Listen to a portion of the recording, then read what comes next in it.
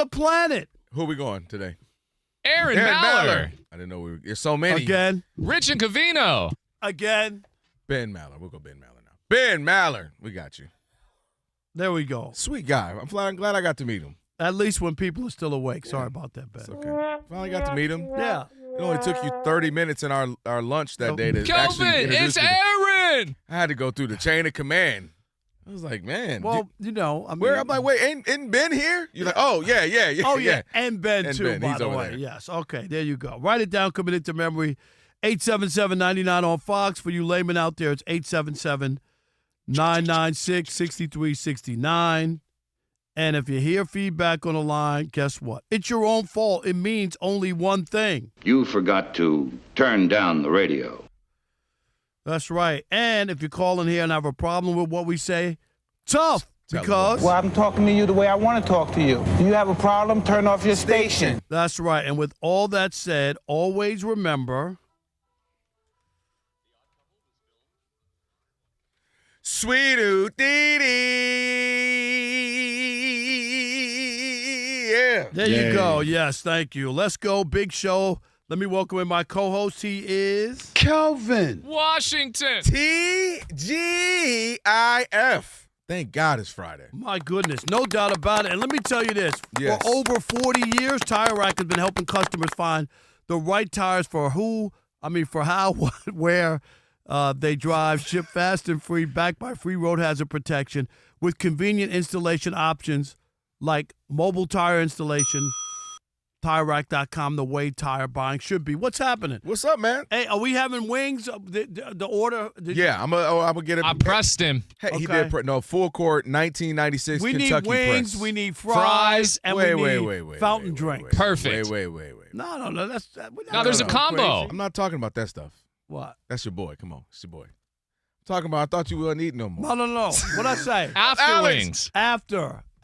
You know what I did? I decided this. Okay, I had a couple of things still left around the house, so I said to myself, let me eat these Girl Scout. You ain't even order Girl Scout. I'm going to cookies order from them, but I'm not going to eat them. me. Okay, you can do that. You can ship them to somebody No, else. I'll just give them to my nephews. I'll send it to them. Okay.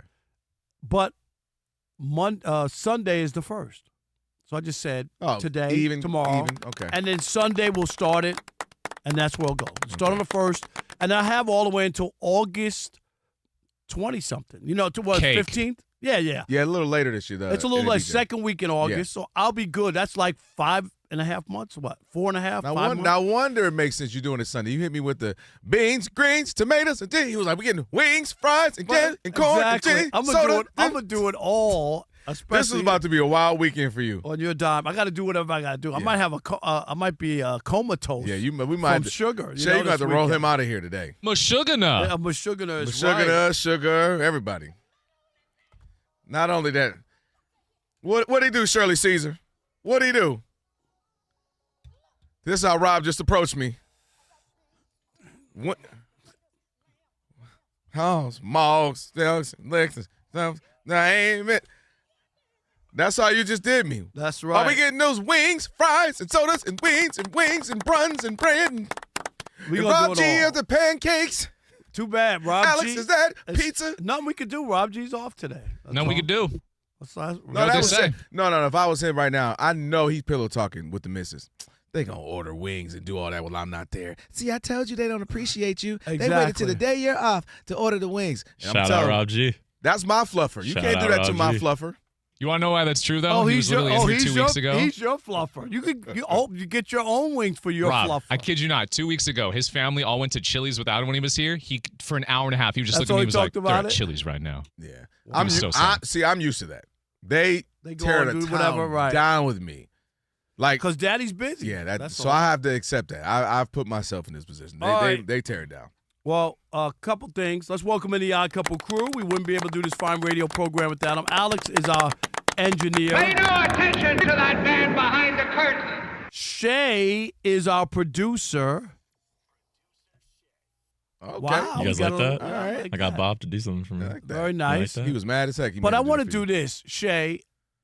Your name is not that easy to pronounce. Not at all. So, Shay, say your full name and listen to this, especially when say it in the ethnic way, Cheyenne especially your Mahogany. last. So I'll your prime last it. name. Yeah, I'll prime it a little Like- bit. So All right. growing up, I do the whitewash one, you know? Yeah. Yeah, he Like, whitewashed it. I know. I grew up There's in some Calabasas, Jorges that a are little hard, George. you know, so I would go. He's like, don't let this brown skin fool you. Yeah. I'm Exactly. white, right? I'm white. Exactly. Grew up in the valley. It happened. He was trying to get So that, I you would know, go- the Oh, girl yeah, I with the know. blonde I hair know. and all that. Go ahead. Everyone would call me Cheyenne Mogengard.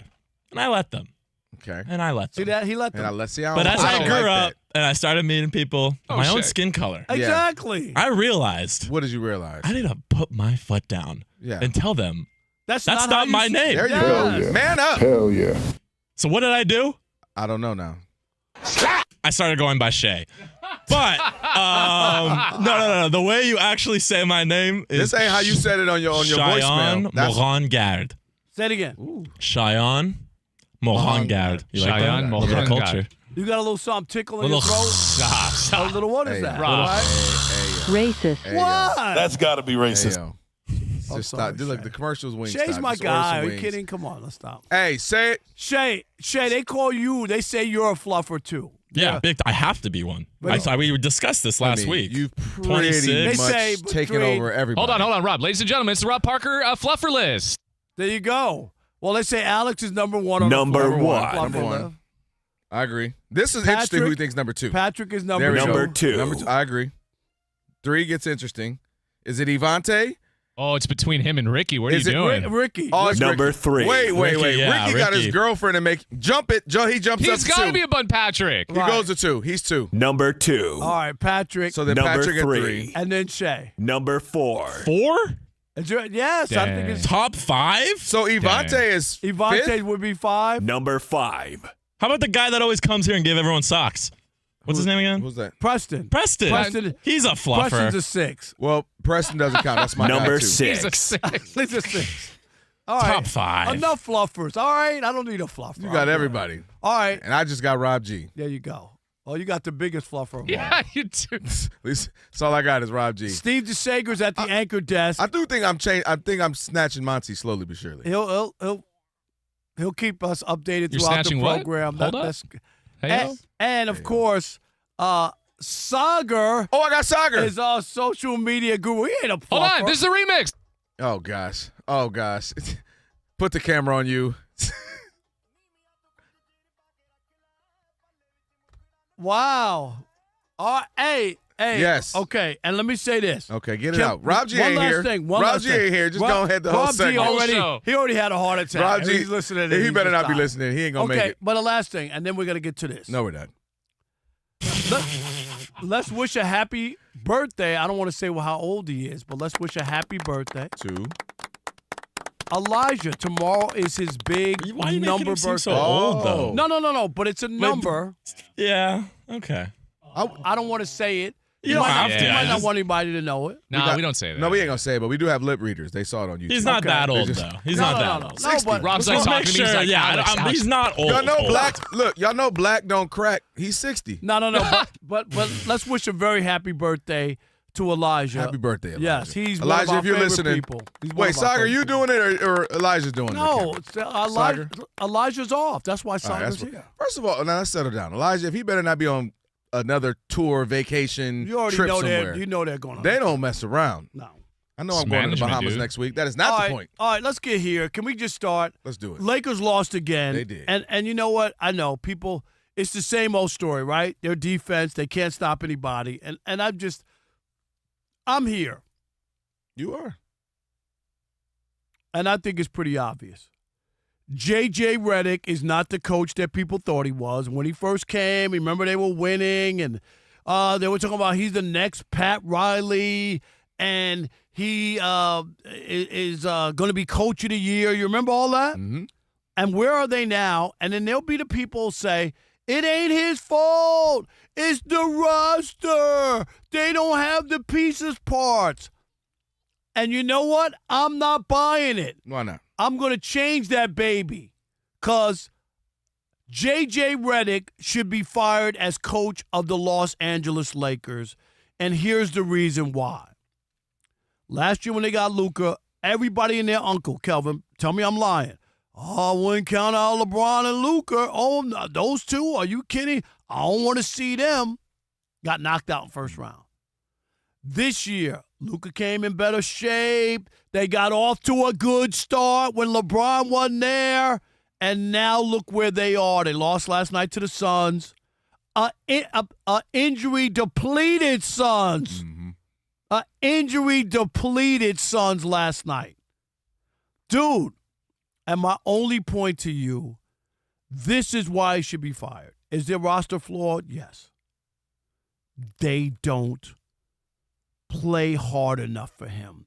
They don't have enough respect for JJ Reddick to even try defensively. I don't expect them to be in the top 20 individually defensively. I just didn't expect this, where everybody knows what their weakness is, and night after night after night, Kelvin, they don't try. They don't try hard enough. That comes out. You know, defense is about desire, hustle, and hard work. They haven't done it. You know how you do. So welcome back. It's good to have you back yesterday because I ain't heard nothing crazy in this week. Now I needed something crazy. JJ Reddick does not need to be fired, but I understand what you're saying. They don't have that to them. As we're getting ready to watch a team right now, you got the Pistons on as an example of a team that just have that like dog in them. We're going to fight. Now, that's why I believe really this hot seat is for Rob Pelinka. Really, if I'm new ownership, the person I'm looking at right now is Rob Pelinka. Because, number one, you won a championship back in 2020 when you had Clutch Sports running things with LeBron. They go get AD. They move some pieces. You got a bunch of Clutch Sports guy, KCP, and so on and so forth. You win that championship. What do? We got an identity. We got Frank Vogel, who's a defensive-minded coach. Let's get rid of Frank after the next year. Let's get rid of all the players that make sense for what Frank Vogel does. So let's get rid of all the ingredients to make tacos and bring in some ingredients to make meatloaf. It doesn't make sense. And they get rid of him, and they've been ever since. They've been, first round exit or get to the second round, lose to Denver. That's what they've been since. You get Luka last year. You know what Luka is. Luka is deficient defensively. Luka is not what you're referring to, going to play hard. Luka's going to complain to the refs. Luka's going to do all of that. Well, then you have to surround him with guys who can make up for those deficiencies, and they haven't. And they run out the same roster. They get a bunch of other guys who don't. You bring in guys who can who can shoot, but they can't defend. You can bring in other guys who won't dive on the floor. You bring in other guys who won't bring that extra grit. And I was telling Brandon here. So according to you, then JJ Reddick should never be fired. No, he can be fired. What would it take you? I'm going to tell you why. This season, to me, is the last hurrah of LeBron. So I think that the ownership is even in the back of the head going, all of y'all, JJ, Rob Pelinka, and you, even Luka, everybody, we're going to try. We're going to do the best we can. But ultimately, we know this is the last season. Doesn't play it's not just LeBron. But what I'm saying is, you're right. Your roster. So this roster is not a defensive-driven. The best, at least attempt is Marcus Smart, but he's a little long in the tooth. So to me, Rob Pelinka does not have the pieces, the ingredients to make the meal that they're trying to make. And I think for them, this is the last hurrah with LeBron. And now that everybody's on the clock as we start next season, I think that's how they view it. Because everybody, Rob Pelinka, you better build around Luka. Do what you got to do. 50-something millions off the book when LeBron is gone. Luka, you say you want to be the franchise leader? Show us. There's no more excuses now. And last point, we saw it last night on the shot that won for Phoenix. Luka's guarding the ball. They knew, let's attack Luka. LeBron knew Luka's going to get beat, so he left from the corner, and we ain't seen LeBron hustle that hard in a minute. And he ran hard as heck to go block that shot, but the offensive player said, oh, shoot, where'd LeBron come from? And he kicked it to the corner for the three. And that's because LeBron had zero trust in Luka, so he overcompensated, and his man got an open shot. And to me, between that and the fumble shot between him and Luka, you're seeing these microcosms of what's wrong with this squad. All right, 877-99 on Fox, 877-996-6369. It's pretty clear to me that JJ Reddick hasn't lived up to the billing. They don't play hard for them. I think the Lakers should fire him after this season. Start fresh, get another coach in here, because he hasn't gotten it done. Kelvin says it's Pelinka and the roster. Where are you? We want to hear from you. It is The Odd Couple right here on Fox Sports Radio, where we deliver insight, not noise. Dang right. Here on The Odd Couple. Stick and stay. Because Kelvin, he's treating The Odd Couple in the US of A. Oh, yeah. When am I doing it?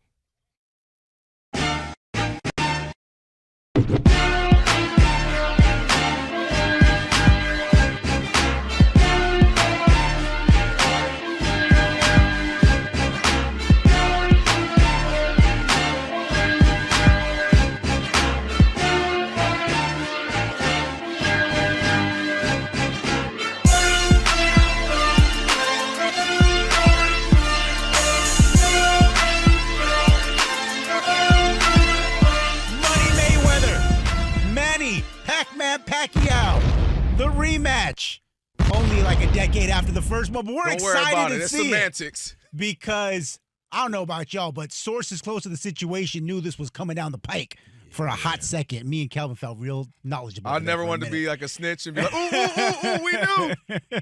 But yes, it was announced today that Floyd versus Manny, the rematch, will take place September 19th, 2026 at the Sphere in Las Vegas. Stream live in living color only on Netflix. And Rob, I could tell by looking at you, you are so excited about it. I just threw up in my mouth. And I'm going to say this to you.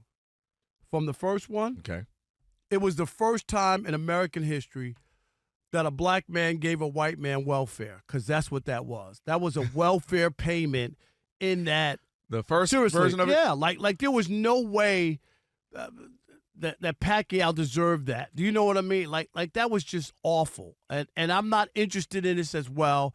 I hate to be the old man on the get off my lawn guy, but I covered boxing for the Detroit Free Press. I was in Vegas all the time, fights, all that. No. Do we want to see this again?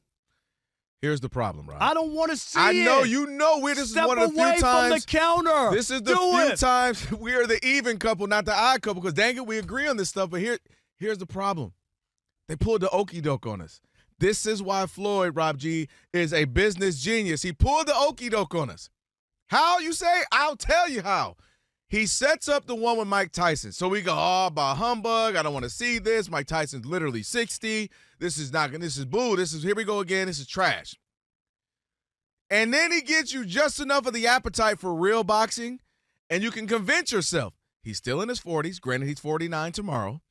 You know, Pacquiao just fought, what was it, Rob G, 3 months ago maybe? Pacquiao 6 months ago? I think he fought semi-recently.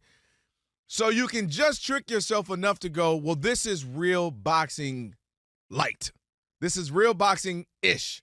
And you can get close enough to this because you're tired of the Jake Paul and the whomevers. You're tired of the Floyd and the Tysons. Dude, I'm going to stop you. You know I don't want to see this stuff, but this is how they get. This is good enough that people will want to see this. No, it's not. People want to see this one. There's nothing here. You know, Alex, don't pay attention to that man behind the curtain. Yeah. That's what this is. Pay no attention to that man behind the curtain, because all this is there's nothing going on in boxing. Agreed. We could give them anything, any garbage. They have no regard for the boxing fan. They just know that people have nothing to do, and they're looking for a Friday night or whatever night it is to have a reason to have people over or do something. People try to talk themselves into it with the Tyson fight. Mm-hmm. I told you and Rob G from day one, didn't I? Yep. This is going to be awful, terrible. Oh, no, I've seen him on IG. You see he's in shape. He the best-looking 60-year-old. You see he him. Was, though. He look all right. He didn't fight. That's why he's biting his gloves. I forgot the contract. No, he just he just was like, this is a holdup. He should have had on a mask and a gun when he picked up his purse. Instead, he had on a thong. And we didn't want to see that. I didn't sign up for that. I'm sorry. I just stop it already. Can you do me a favor? I'm talking about the general public. Uh-huh. Can you just stop? You can make this stuff go away. Stop. Don't be involved in this. Do not have parties with your friends. Do not go to this. Do not buy tickets. Stop it. They're going to this one, Rob. Just stop. Rob, they going to this one. It's ridiculous. I'm with you. You know I've set up here. Who was I with that day? Was it Ephraim last week, Rob G? I pounded the daggone table last week. Sick of this. Tyson and Floyd. First of all, Floyd doesn't fight anybody anymore. Tyson biting his gloves. He can't fight anybody. He won't let his hands go. So what are we doing here? It's going to be an argument about, hey, what AARP account do you have? This senior citizen battle? The challenge is, Rob, we're going to come off the Tyson. You're going to go, oh, that was whack. That was boring. Then you're going to see Pacquiao and Floyd. You're going to go, oh, here go a real fight again. Here's the rematch we wanted a literal decade ago. And people are going to watch. And the other trouble with this is the star boxers, Stewart, Tank, Garcia, if you want to throw him in there, the handful of these guys, they draw, but not aside from Canelo. Canelo's been Canelo. They draw, but not like the numbers, the same type of boxer their predecessors would have got. Bud Crawford might be the best boxer the last 20 years, aside from, Floyd. If you want to go post-Floyd, Canelo could be right there as well. Nobody watches. Most of his fights are free on ESPN and stuff, and he's been a tactician and a great. So that's the problem, is that real boxers don't draw like that.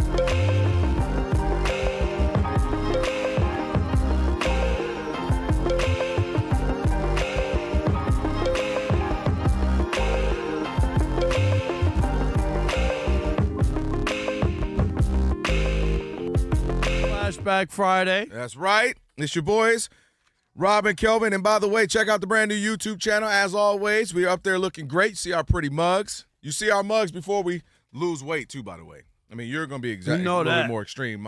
Mine might be a little bit more. All right. We got the Balco version. Balco. Were you here that day when somebody said that? No, that's funny. I don't know if somebody said I look like, they said on the YouTubians, Kelvin looks like Rich Paul, but if he was on Balco. I'm like, wow. Thanks, I think. All right, check out the YouTube, FSR. As always, find us there, man. Like it, share, subscribe, and Shay maybe read some comments throughout the day as well. All right, let's take some calls. 877-99 on Fox. I believe it's some Rob Pelinka not putting his roster together, especially look at the landscape of what the NBA is, what's winning. Rob says he's had enough. JJ Reddick got to go. What do you say? 877-99 on Fox. All right, let's start with Marty in Kentucky. You're on the Odd Couple Fox Sports Radio. What's up, Marty? What's up, Rob? What's up, Kevin? Yo. Guys, I'm not a fan. Reddick was a condescending prick when he was an analyst, and that's just not a coach. That's not the personality that's going to make a coach. And y'all talk about fluffers. You're handing out fluffer awards. He was already a LeBron fluffer. Yes. Well, literally. So how's he going to be a coach? But now, Rob Pelinka, I mean, Rob Pelinka, I can't really say much about him either that's positive. I mean, right. You know, bad hire, and then it's all bad. I'm with you, Marty. It's all bad. But they don't didn't like the coach they had. But they don't play for JJ Reddick. They don't even try. Only one weird thing. Appreciate the Thanks, call. Marty. Only one if somebody was throwing him bail, they were Johnny Cochran for JJ. Is that they're 16-3 in clutch games, and those two losses in a row have not helped with the clutch game losses. But they were 13-0 at one point. That's one thing he would say. Well, look at this, we're winning close, tight games. I just don't think you're going to really be able to win ultimately. Oh, they're down in all the defensive categories. Would you cut them slack if we had more than 13 games with their big three, as I say in the air quotations? I just don't see it. Okay. I don't. Well, you've been firing since last year. So. Yeah. Jordan in D.C. Who'd you fire faster, Aaron Glenn or JJ Reddick? Aaron Glenn, because he fell asleep at the combine. The combine. That's terrible. Let me tell you, that's a bad look. You can do that if you're, Sean McVay. You can't do that. You can't do that if you're Aaron. Jordan in D.C. You're on the Odd Couple Fox Sports Radio. What's up, Jordan? Oh, hey, Rob, Kelvin. How you guys doing? What's up, man? Good. Oh, that's what's up. Yeah, I think JJ got to go. He does this thing like that. I feel where he'll get angry. Tell the media afterwards, I'm gonna coach the team as hard. They're gonna have the hardest practice ever, or call a timeout and cursing them out. He does that. I feel so. It looks like he's not accountable for their mistakes. I think he's in over his head. I think to me he looks like he's cosplaying as what as what he wants to be, which is like Pat Riley. You're not Pat Riley just because you use a bunch of hair grease. Thank you. Curse your players out. You know what I'm saying? 100%. Appreciate Jordan, it. thank you. Yeah. Listen, the hire from the jump was crazy. I'm not gonna lie. You're sitting there doing a podcast with the star player, And now all of a sudden you're the coach, and they're going to listen to you. That was crazy from the jump. Rocco in Clearwater, Florida. You're on the Odd Couple Fox Sports Radio. What's up, Rocco? Hey, what's up? First of all, great show, guys. Appreciate you, brother. This last year. Thank you. Right at the end of the tail end of everything I listened to, and you guys are awesome. Reddick, just in my opinion, even the documentary on him, like the sharpshooter, all that, the most hated college player ever. Like, he enjoyed that. He's about like that personal thing. Yep. And I never saw him as like, they weren't like, oh yeah, he helped us as not just a 3-pointer, but like, he helped lead the team. No one's ever said anything about that. Like, so, he doesn't have that team mentality, in my opinion. He just always had that thing. And he's like, oh yeah, Luka, go ahead, shoot that. He just doesn't have that extra mentality to lead people. I don't think he's a leader in general. Thanks, is Rocco. a real Appreciate part that. of being a coach. Appreciate it's kind the of call. like generic and general, but I mean, that's just, to me, they kind of hired him through, oh, he's smart. Yeah, cool, he's smart, but he's not a leader. Right. So. Nah, we appreciate that, No Rocco. doubt. Thanks for the Thanks insight. for the Let's call, squeeze man. one more on. Dion in Texas. You're on the Odd Couple Fox Sports Radio. What's up, Dion? How are you? Hey, I'm doing well. Hope you're doing well. Happy Friday. Your both points are well taken. Rob Pelinka, when they won that championship, they had an identity. They played defense, and they executed their half-court offense. Now with JJ Reddick, what's on my phone right now after watching that game, I sent a text to my son. It says, fire JJ Reddick now.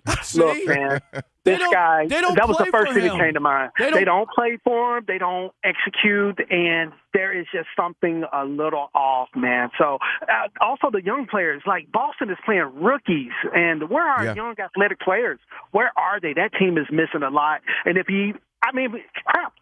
throw Bronny in. Give him 5 minutes. Throw somebody, some young guys, some young legs, develop some players.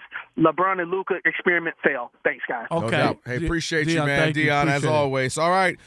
We got to have more conversation about what the Cowboys should do with some of the money. We'll tell you that next. Right now, Steve DeSager is getting you updated on this here Friday afternoon, still on the West Coast, evening on the East. Hey there, college basketball. Let's update as number 21 Miami, Ohio, the last of the undefeateds, is losing at Western Michigan with under 12 minutes to go, 49-44.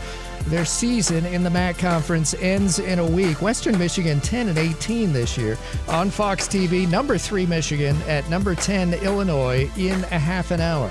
Among the NBA games, and it's a light night underway at Detroit. Cleveland leading 26-22 over the Pistons late in the first quarter. The Cavs' Donovan Mitchell out again with a strained groin. James Harden out again with a broken thumb. In an hour, Dallas will host Memphis. Cooper Flagg of the Mavs still out with a foot injury, missing a 6th straight game. Sacramento's Keegan Murray out with a sprained ankle. He'll be reevaluated in 2 weeks. Trae Young of the Wizards still out Saturday with knee and quad injuries. The Spurs signed center Mason Plumlee for the rest of the season. Just 4 NHL games tonight, and the Dallas Cowboys officially franchise-tagged wide receiver George Pickens, so he's due to earn over $27 million this coming season. The two sides have until July 15th to negotiate a long-term deal. Otherwise, Pickens will play this season on a 1-year contract. The deadline for teams to tag players is Tuesday. The Packers' new special teams coordinator is Cam Akers from the Giants. Rich Bisaccia had stepped down. The Falcons fired an assistant amid sexual assault allegations. LaTroy Lewis was their assistant defensive line coach. The NFL's new salary cap is officially over $300 million per team for the first time. Last season, the cap was under $280 million. The league's free agency period begins on March 11th. The NFL's annual scouting combine ends on Sunday, so the workouts Saturday are for quarterbacks, running backs, and wide receivers. Over 300 total players were invited. Back to you. Hey, Steve, thank you. It is the Odd Couple. Rob Parker, Kelvin Washington on a funky flashback Friday. Still a lot left in the show. Of course, we got the Tyrek play of the day coming up here in a little bit. And we got wings coming, too. We do have wings coming, too.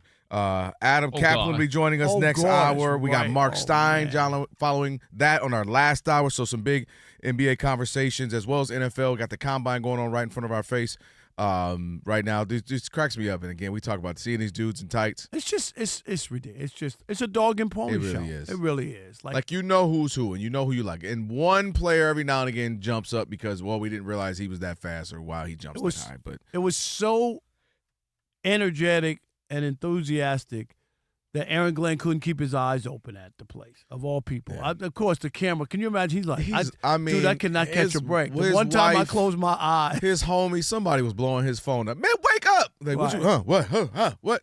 You of all the people, right? Because if it's again Sean McVay or if it's a handful of other coaches, you'd be like, all right, well, you know what? He's working hard. That's what happens when you work hard. You get tired. Nah, but when you have a bad team, right? When you have a bad team, didn't get an interception the whole season, and you're a defensive coordinator. That's what you come from, defensive side of the ball. You a DB, right? Yeah, that can't be. So yeah, that was a bad look for him. I'm like, man, he probably feels like he can't get a break. Conversation about Braden Aubrey, kicker, amazing kicker that is for the Dallas Cowboys. The best in the league. Best in the league. He wants something. Kickers normally, me and you've talked about this. Sometimes people do this, even in our industry. It used to be the masseuse guy. The masseuse guy. Justin Tucker? Justin Tucker, I'm sorry. Justin Tucker. Sorry about that. Justin Tucker. I meant Tucker. You are crazy. Yo. What? I'm sorry. So usually, in industries, a lot of times people just take what they can get, right? Even you listening right now, a lot of times people just, hey, here's what we're going to pay you. People, because they're happy. They don't want to rock the boat. They're just happy to get it, Rob. I don't want to negotiate. I don't want to make things weird. So just, yeah, that's fine. He doesn't subscribe to that. He wants nearly $10 million, making him, of course, the largest, which would be the largest offer for a kicker in NFL history. He kicking 60-yarders with ease, though. $10 million. You paying him $10 million? I am. I'm going to say this right here. I think kickers are more valuable than running backs. I'm not saying you don't need a running back because I'm into the running back thing. Yeah.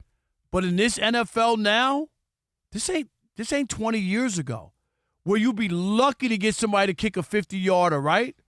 Guys are kicking 60-yard field goals now with regularity. That's getting weird. These guys are making 60s, which used to be like, oh my gosh, stop the world. This guy just made this 60-yarder. 61-yarder or something. If there's 5 seconds before halftime, thank you. They're kicking these 67-yarders like, hey, we might actually have a shot at this. Just to add some context to what he's been able to do, he's 126 out of 130 on extra points. He's been a 3-time Pro Bowler, 112 of 127 field goals, which puts him at 88.2%.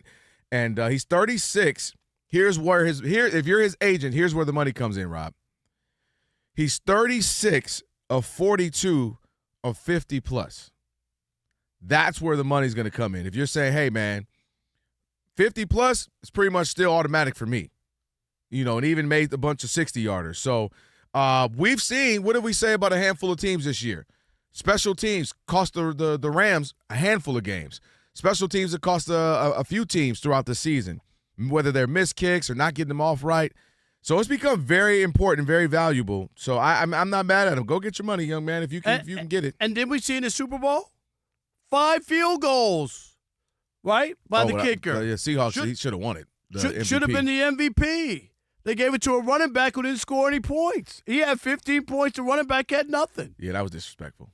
I'm And I'm not saying, obviously, I'm going to need running backs as well. No, bump that. If I'm a kicker, we going on strike. But kickers are very, very important. $10 million a year, though? Woo! Yeah. Man. I mean, if you have a guy making doing those kind of things for you, you need a kicker. You need a really, really good kicker because they can win games. You talked about it before.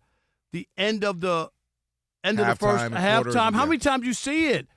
Like most games, you think the game is over. They always come back and kick a field goal to tie the game to put it in. I'll give you a game we saw. We saw when Josh Allen turned it over. That was huge. Remember then they got those 3 points? The Broncos got the 3 points. Yeah, Shay. So let me ask you guys this. Is the kicker position more important than the running back position in today's NFL? No, not to me.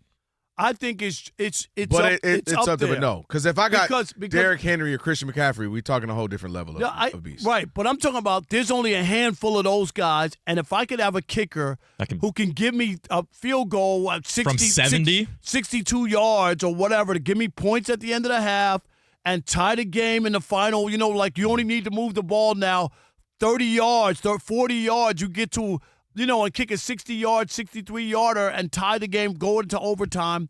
That's invaluable. A really good kicker. That's what I'm talking about, like creme de la creme. He Tom is Brady, creme de la creme. Brady wouldn't be Tom Brady without Adam Vinatieri. I've said How many that for Super years. Bowls would ended on Adam Vinatieri kicking a field goal? Had he missed 3 of them, you wouldn't even be mentioning Tom Brady. He might have 1 or 2, but it'd be a whole different story. Kickers are definitely important, and kickers are like offensive linemen, Shay. You don't think about them until they start missing. You got a guy who misses extra points. How many times that come back to bite a team? Extra point early in the game. Now you're chasing points to go the rest of the game. They're like offensive linemen. You want them to just make the field goals he's supposed to make, the extra points, and we don't even have to talk about them. Like an offensive lineman, I want you to block your man so I don't have to talk about who keeps letting somebody get in here. You're like, oh, that is the left tackle is letting everybody in. So kickers are they're definitely valuable, but there's obviously a pecking order. But I do think it depends on the construct of your team. Like, for instance, the Cowboys, we'll figure out what they're going to do with Pickens, but they already have offensive weapons kind of around. So if you're like, all right, that guy keeps us offensively. And they just paid their running back, yeah. That's a whole different thing. There's other teams, they got a lot of other pieces they need. And the $10 million, that could be spread around. That could be a DB. That could be a linebacker. We need that. So I think it depends on the construct of your team as well. But, hey, I'm not mad at him trying to get what he's worth at all. So good for him. All right, on the way, your tire rack play of the day. And plus, there were some questions. We're talking about the combine for a star prospect quarterback. We'll tell you what they were. It is the odd couple, Rob and Kelvin, on a funky flashback Friday. Stick with your boys, Fox Sports Radio.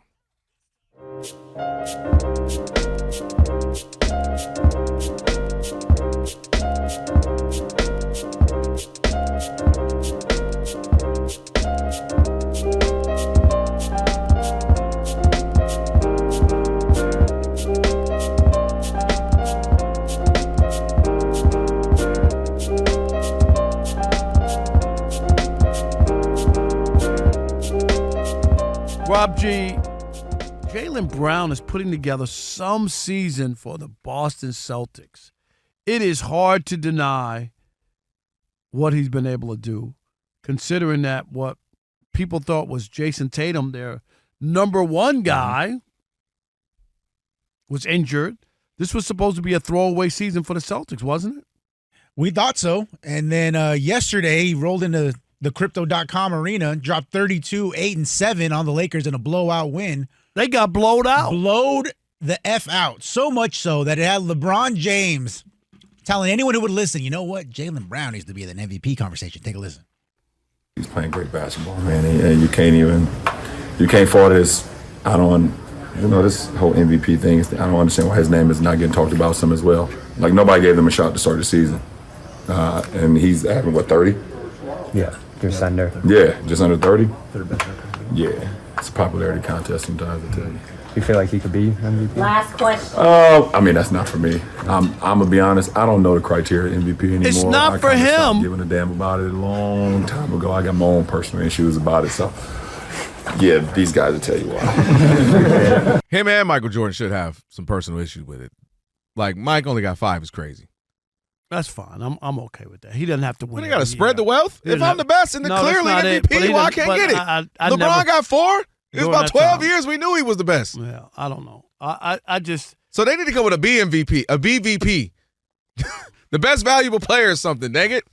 All no, right. but it's just like the whole idea is like, you're just going to, like Shohei should get it every year because he pitches and hits. No, that's not how it goes. Because that's what he automatically knows. Somebody might actually have. When Judge beat him, he had a better year. Even he had a better year. He did. I don't disagree. That can happen. So Shohei didn't win it, but according to some people, every year he should win it automatically because he's doing 2 things and nobody else is doing it. That's not what the MVP is. Nobody was better than Jordan. maybe a year or two you had a better storyline. Like you could argue Barkley finally leaves Philly. He goes to the Suns. They have Here's my best point. records. Can we get back on topic? Oh, I'm sorry. Yeah. Well, you don't want to brought up Shohei. All right. I think Jaylen Brown, I don't think he's going to win the MVP, and I know there's other people in there. But the one thing, and after me and you had that big thing about, Cade Cunningham, and after that game in the Knicks, and I'm the MVP and all that. Mm-hmm.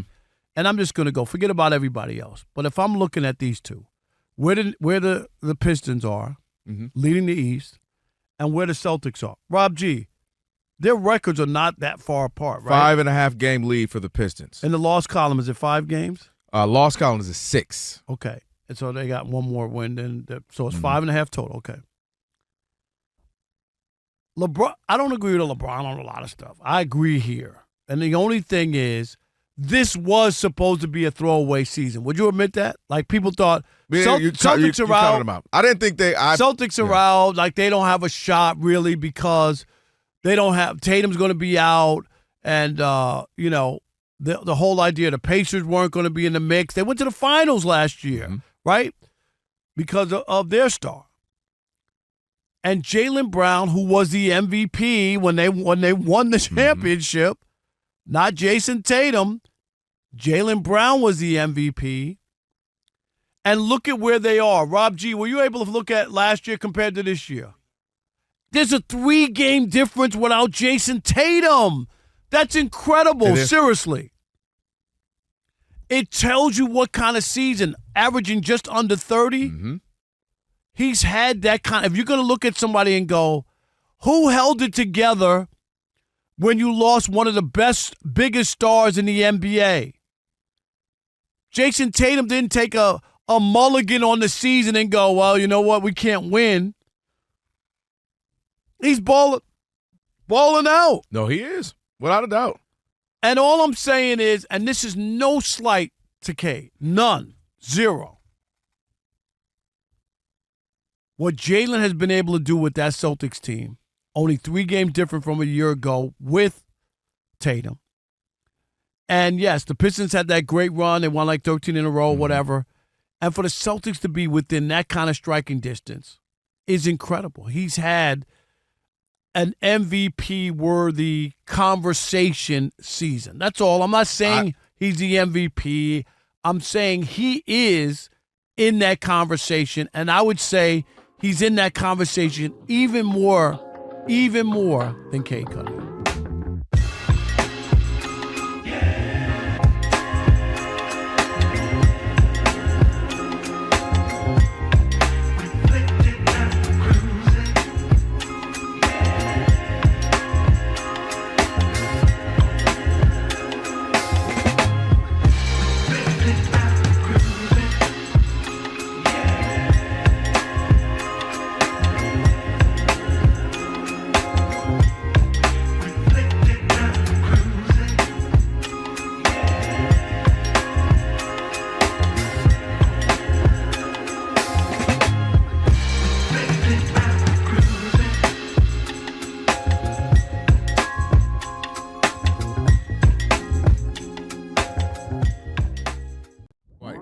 I could tell by the hairdo. That little slick The back Jerry joint. curl, Yeah. all that. Rest in peace to one of the greats. It is the Odd Couple, Rob Parker, Kelvin Washington on a funky Flashback Friday. Shout out to DJ Ali Alex on the 1s and 2s.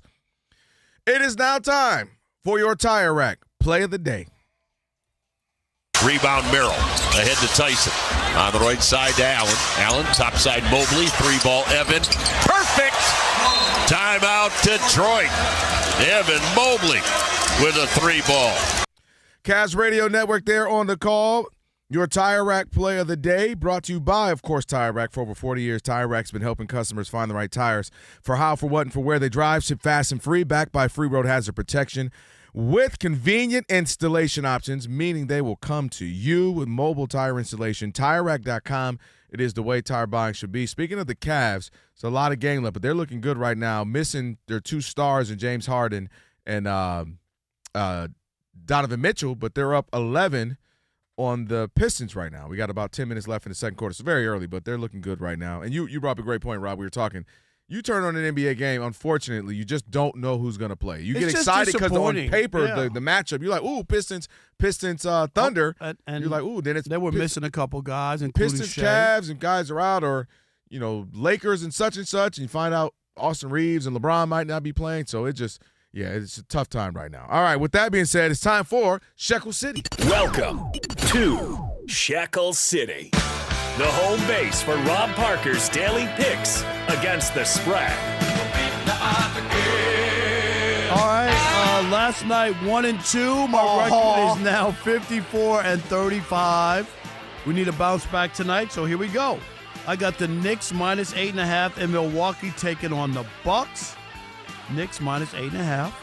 I got Dallas minus 4.5. They're hosting the Grizzlies in Dallas. And the Thunder are 8.5-point favorites, but I'm going to take the Nuggets visiting Love OKC. the Nuggets.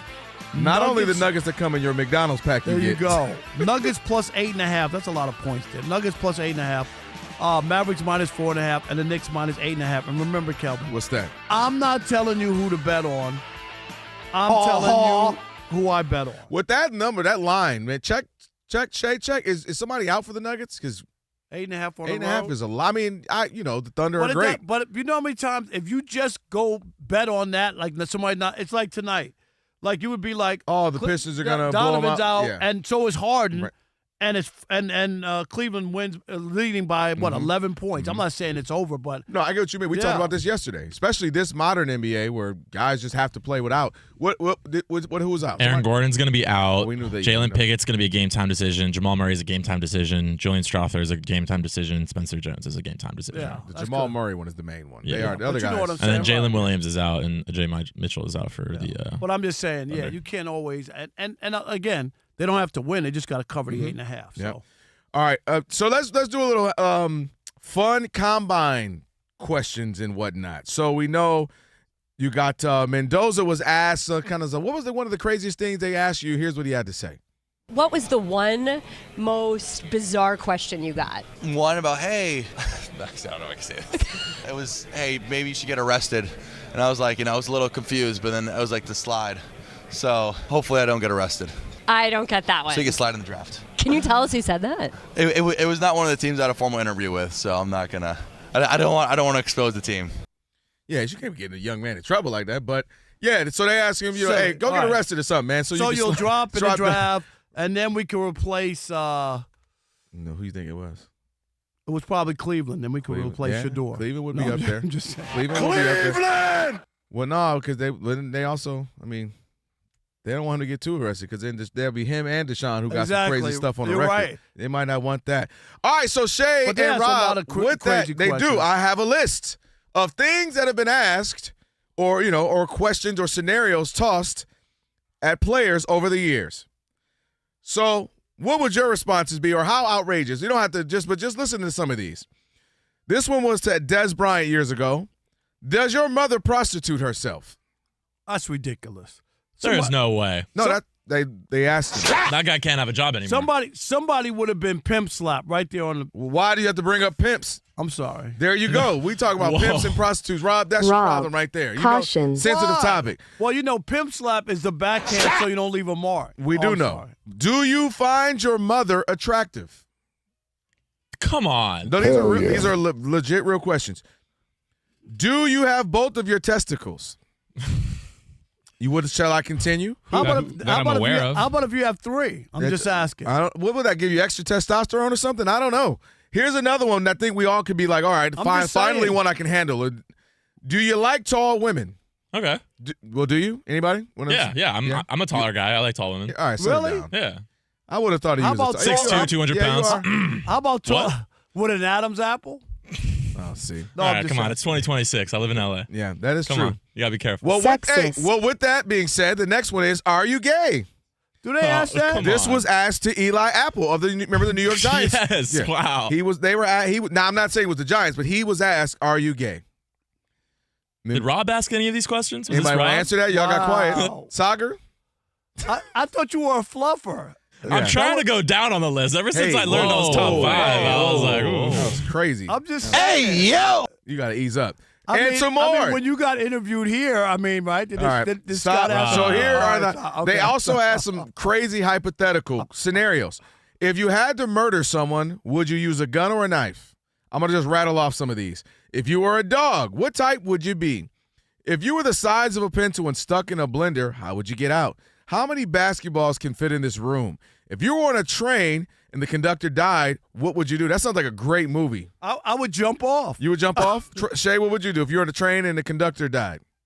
Could you handle it? Aren't they automatic? Yeah, 2026, you might be all right. I'm sure But there's an no, emergency I would brake. freak out. Could you land a plane if you had to? These are some, What are you asking these people? And lastly, just a few more. Do you fear clowns? Anybody fear clowns here? Terrified. Oh, Rob, I know you Terrified. do. I'm terrified. I'm terrified. If you have it in the room I'm trying to sleep in, I got an issue, right? It's the white Saga? face paint. I don't like it. I don't like clowns. Alex, you all right with clowns? Yeah, I'm chilling. We can clown around. I'm more like I don't. Nobody says, "Hey, bring the clown over here," but I'm not fearful. Yeah, what you think? You're funny clown? Yeah. Would you share Like funny, haha? Funny like haha? Would you share your internet history with us, Rob? I'll pass. Yeah, I'm down. I'll pass. Yeah, I don't want yours. I go on private a lot, so I Can do you it. do a staring contest? And what kind of fruit would you be? And Marcus Davenport answered that What he kind of fruit? would be an apple. Stop.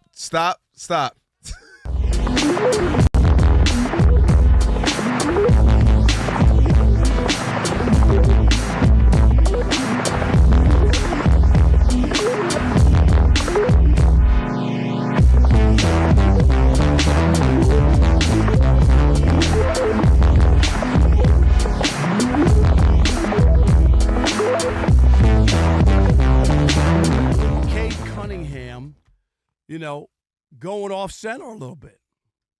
I mean, kind of didn't shoot a couple days in a row now. Cade Cunningham starting to feel himself, and rightfully so, because the Detroit Pistons, our Detroit go. Pistons, the collective team of the odd couple. I need a Man. 10-game losing We streak claimed can this stop team playing as that. of yesterday. No. Rob Parker is out. I don't claim The no Detroit team. Pistons Don't do that. present the Just odd like- Don't couple. do that. I'm not. Just like you claimed the Lions and how'd that go. I'm raising my hand. I'm not claiming the Okay. Pistons. All right. Well, in any event, Let me see your phone. When Joe D texts you, when Joe D go text you, I know you ain't gonna claim the Pelicans. Chauncey's The innocent. least I you know could have that. did was I've stay known with him the for Pistons. a long time. Go Chauncey ahead. wouldn't do that. But any event, down their two best big men, Cade Cunningham and the Pistons, came into Madison Square Garden and put belt to ass on the Knicks, beat them down again. They sweep the season series.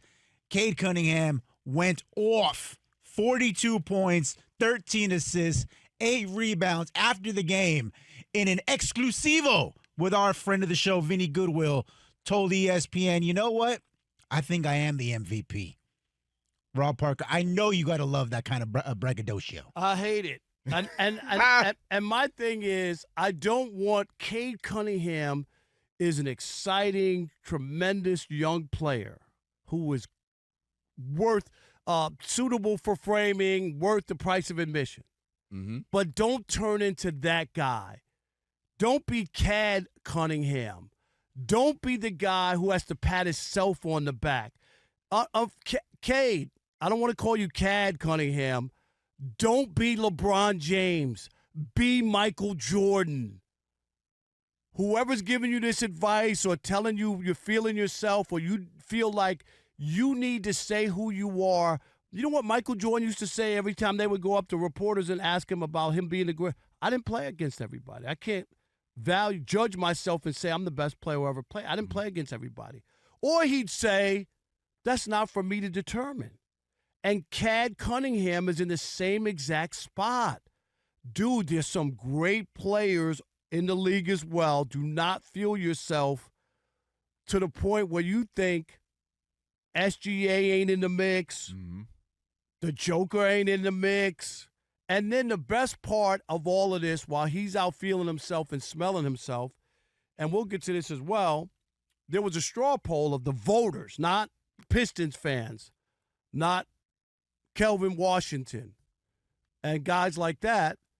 And for the guy who says he's the MVP now and he's the best player in the league, a best American player in the league, somehow he only got one first-place vote in the straw poll. Came a distant third, not even close. one first place vote. So this is premature.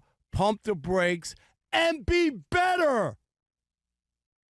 Cade, don't be Cad. Don't be LeBron. When he told everybody, oh, yeah, remember we came back from 3-1 and when I became the GOAT?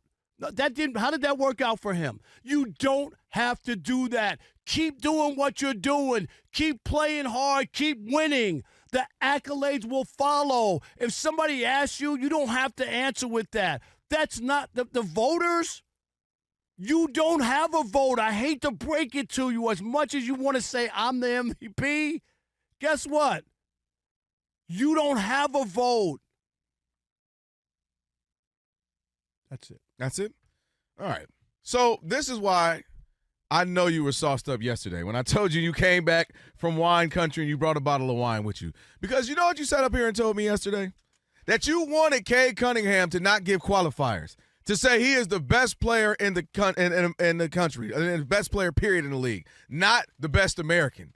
That's what you said. So now he comes out and says he's the MVP, and now you got a problem with it. Cade Cunningham is usually what you're referring to, and I get what you're saying, and he's been that guy.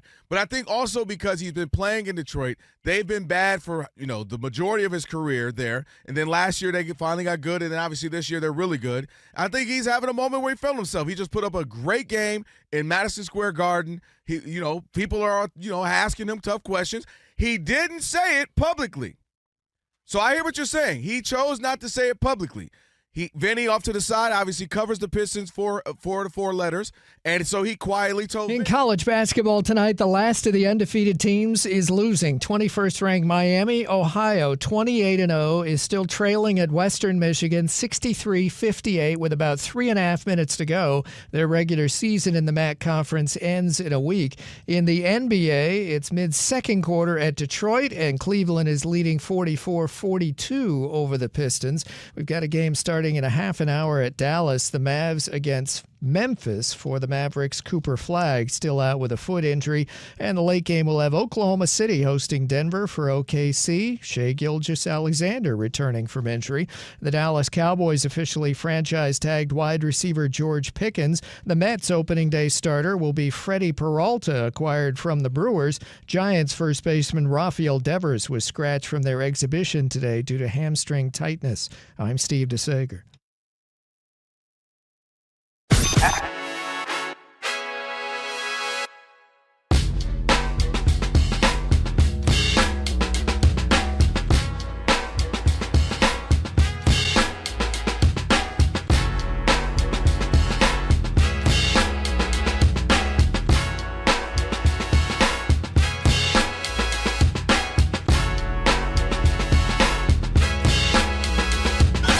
Can this sports writer and this sports fan share a radio show without driving each other crazy? Now, live from the Fox Sports Radio studios, here's Fox Sports Radio's Odd Couple, Rob Parker and Kelvin Washington. Hey, hour number 2 here on the Odd Couple, Rob Parker, Kelvin Washington on a funky Flashback Friday.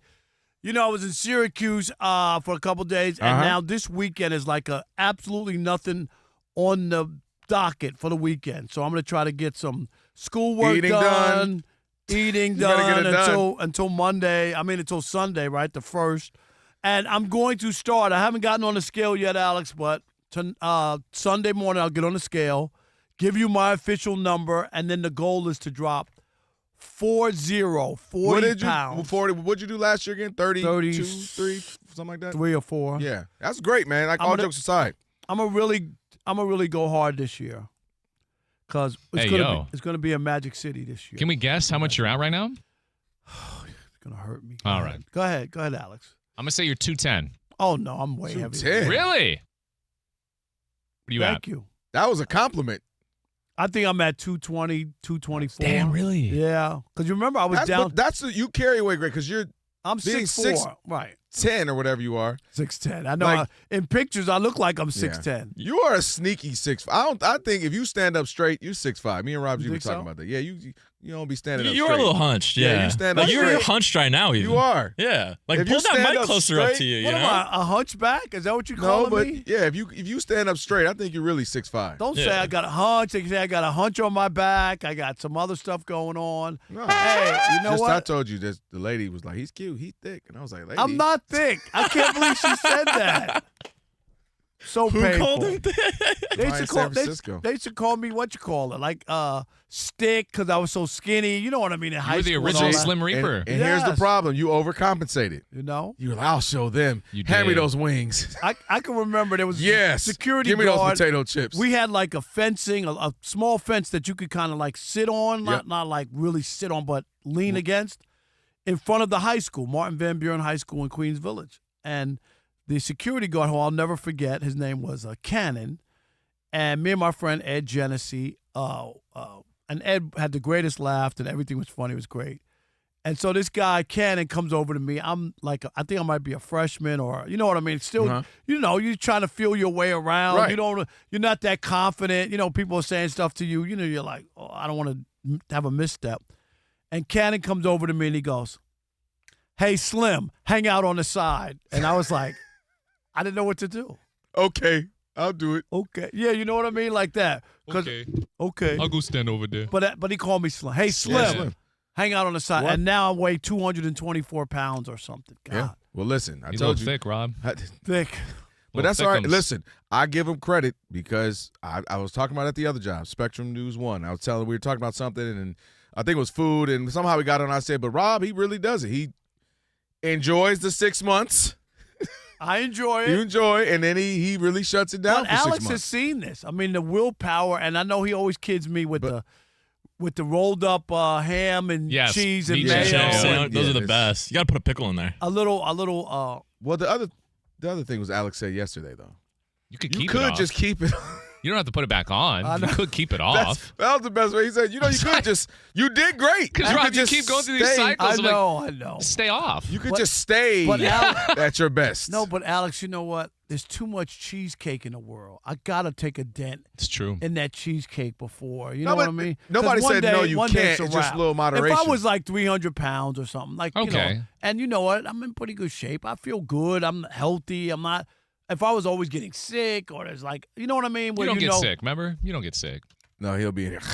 I'm so thick. I don't have a fever. I'm not sick. Yeah, meanwhile, you're drooling, snotting, sneezing, and coughing everywhere. I don't have a fever. That's his only, if I have a fever, as if there's not a million other things. By the way, real quick, I was reading off the list of the stuff and the questions, some of the questions they get at the Combine. You, my friend, 52 years as a reporter, added a few. What's the crazy thing you've asked? When you were in your Combine mode, what'd you ask? Well, I probably at a press conference. I've asked some really tough questions, some intriguing questions. Like what? Probably the Rod Marinelli question. Oh, yeah. When he that was big coach one. of the Lions. That's when they went 0-16, Mm-hmm. and they had a terrible game, and they lost. The Saints scored on every offensive possession except the final one because they kneeled down. Time was running out. Like that was so bad. And Rod's son-in-law was the defensive coordinator. Just a terrible performance. That made them 0-15. Yeah. And so after the whole press conference, you know, all these questions or whatever at the end, I was looking for a cute quote for my column. So I said, "Hey, Rod, on a lighter note, do you wish your daughter would have married a better looking defensive coordinator? A better defensive coordinator?" All hell broke loose after that. Yeah. I can't believe Terry Bradshaw and them went off on me on the Fox Sunday show, and it was crazy. I'm shocked. You're lucky he couldn't get out the blocks as fast as he used to. You think he would what?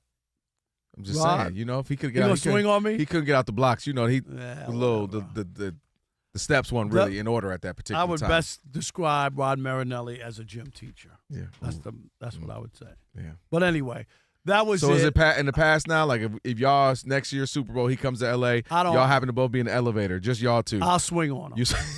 If I saw, I don't care how. Hopefully old. you're 280 at that time. Yeah, at that point, that weight's gonna keep be helping going. you. Yeah, keep going. Don't put 40, put on another 40. Alex, We need Big Rob for that. Alex, you know I don't choose violence. I swing on him. I'm just. That's saying. true. Even though you asked about his daughter. No athletes ever tried fighting you or anything for something you've said? Like, no, you've never had a situation where someone's come at you. Yeah, of course. That's right. Yeah, of course. I mean, they never swung on me, but they stepped to me like with. Like, you're like, oh, I might get swung on right now. You know, LeBron did as Stephen A. Smith you? Yeah, I got Walter Berry when he was with the New Jersey Nets. He played for St. John. He was mad at a story that I wrote, and Mike McGee was on the team, and this is in Philadelphia at the Spectrum. He's waiting outside the locker, and I'm walking me and Cliff Brown from the New York Times, who, in fact, is going into the Hall of Fame with me, which is pretty awesome, me and Cliff. But anyway, Mike McGee's like, Walter's in the locker room, and Mike is out. He goes, "Hey, Walter, here he comes. Here he comes." Like, you know what I mean? Like, yep, here he comes. he is. Here he comes. Like, I was going to be like, he like, "Rob, I want to talk to you." I'm like, "Yeah." I walk right up to him. Mm-hmm. Walter's like 6'7", 6'8". You know what I mean? And yeah. Yo, that's some BS. You right. You know, but as long as you don't swing on me, I'm good. Right. You can say whatever you want.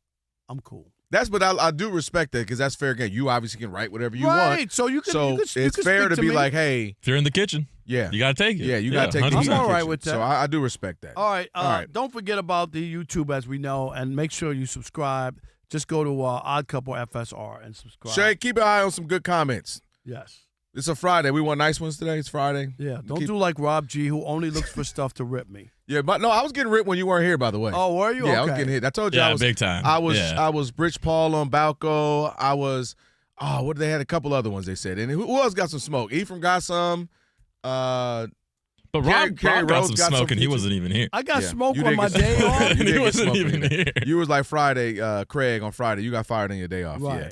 All right, so coming up, we got Adam Kaplan in about 20 minutes or so. But speaking of Adam Kaplan and football, there's, of course, teams are figuring out what they're going to do with their salary. Teams are figuring out what they're going to do with their rosters. And the franchise tag is one of those things going around right now. And one guy in particular, because he had the best season of his career, really saw the best version of him, 1,429 yards, 93 catches, all career highs. That is George Pickens for the Dallas Cowboys. And so right now, no Slim Pickens. No okay. Slim Pickens. If they go ahead and do it, which is all what the reports are, he's expected to get $28 million because they have to pay within the top 5 of the position. So the conversation becomes, is he worth it? You already have CeeDee Lamb, obviously. You know how great he is. He missed a few games and still came back and was dynamic. My thing is this, Rob. George Pickens played incredible. He was fantastic for them. But a couple of things I'm worried about. Number one, we see this happen all the time. It happens big time in the NBA.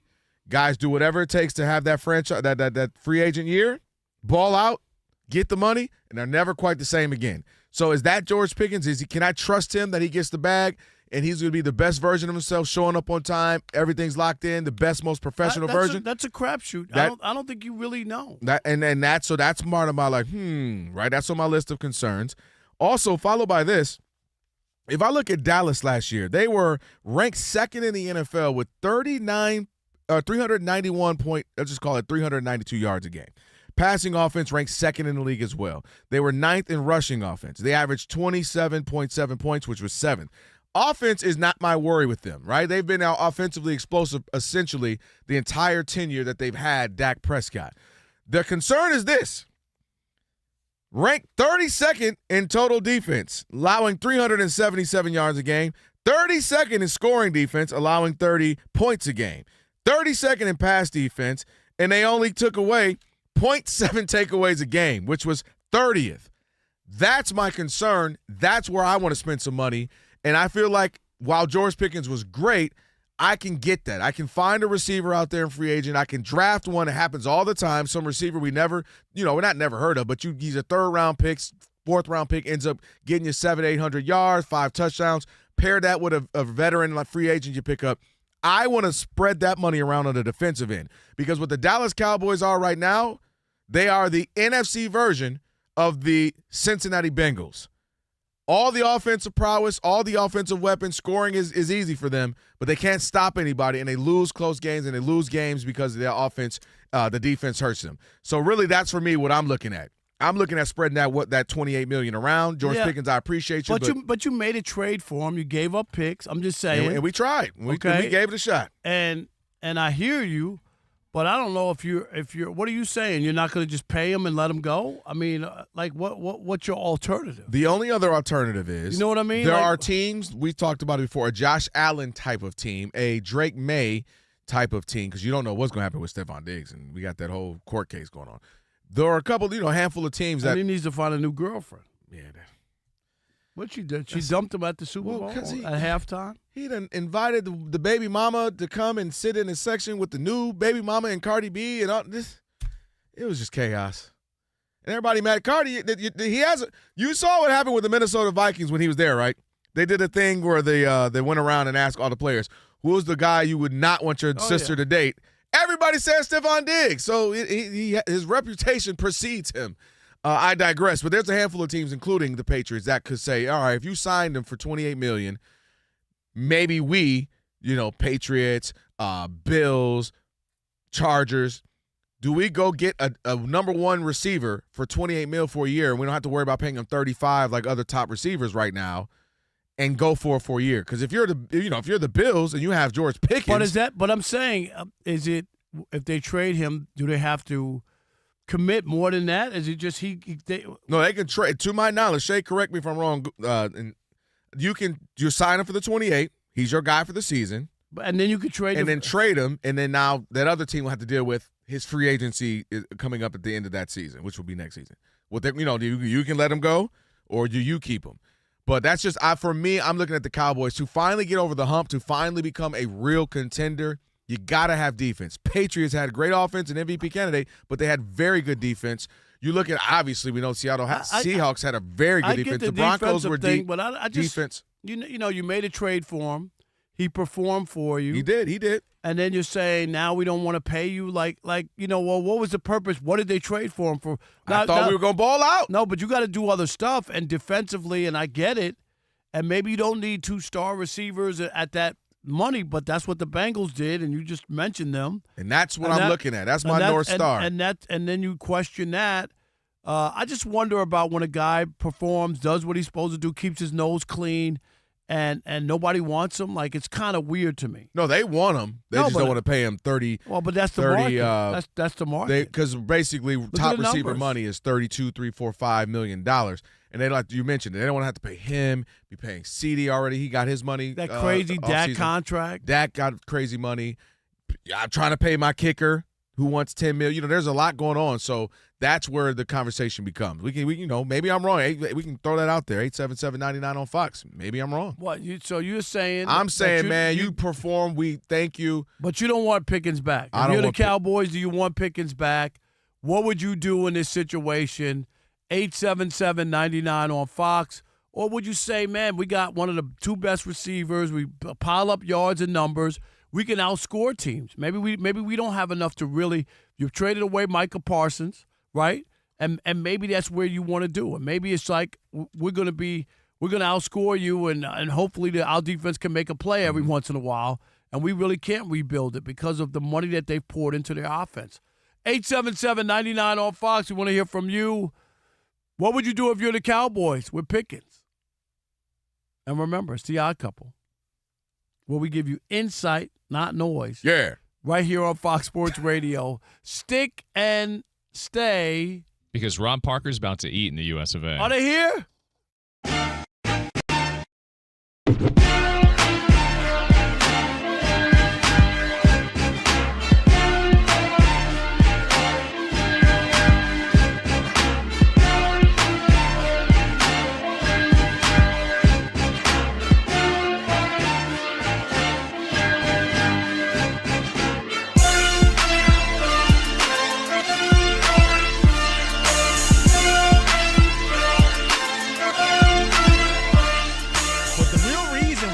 Excited about the second half of the season is not just the return of basketball, but because we may finally get a conclusion to the epic Kawhi Leonard Aspire saga. According to The Athletic's Sam Amick, the NBA had been prolonging their decision on this investigation, even though they said the investigation is ongoing. They've been prolonging it until after the All-Star break because, as you know, the All-Star game was at Intuit Center or the Intuit Dome, home of the Clippers. They didn't want to really embarrass Steve Ballmer and do it before then and have everyone show up to his building and have it be real awkward. So according to Amick, now that the All-Star game has come and gone, the league is prepared, or the speculation is that the hammer could be dropped very soon. And by the hammer being dropped, we're talking draft picks taken away, massive fine, possible suspension for Steve Ballmer, and the granddaddy of them all, the voiding of Kawhi Leonard's massive contract. Here we go.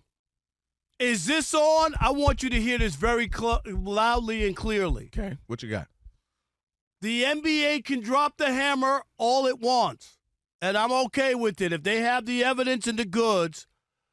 But that hammer better be hitting Steve Ballmer and the front office, and it better not touch Kawhi Leonard.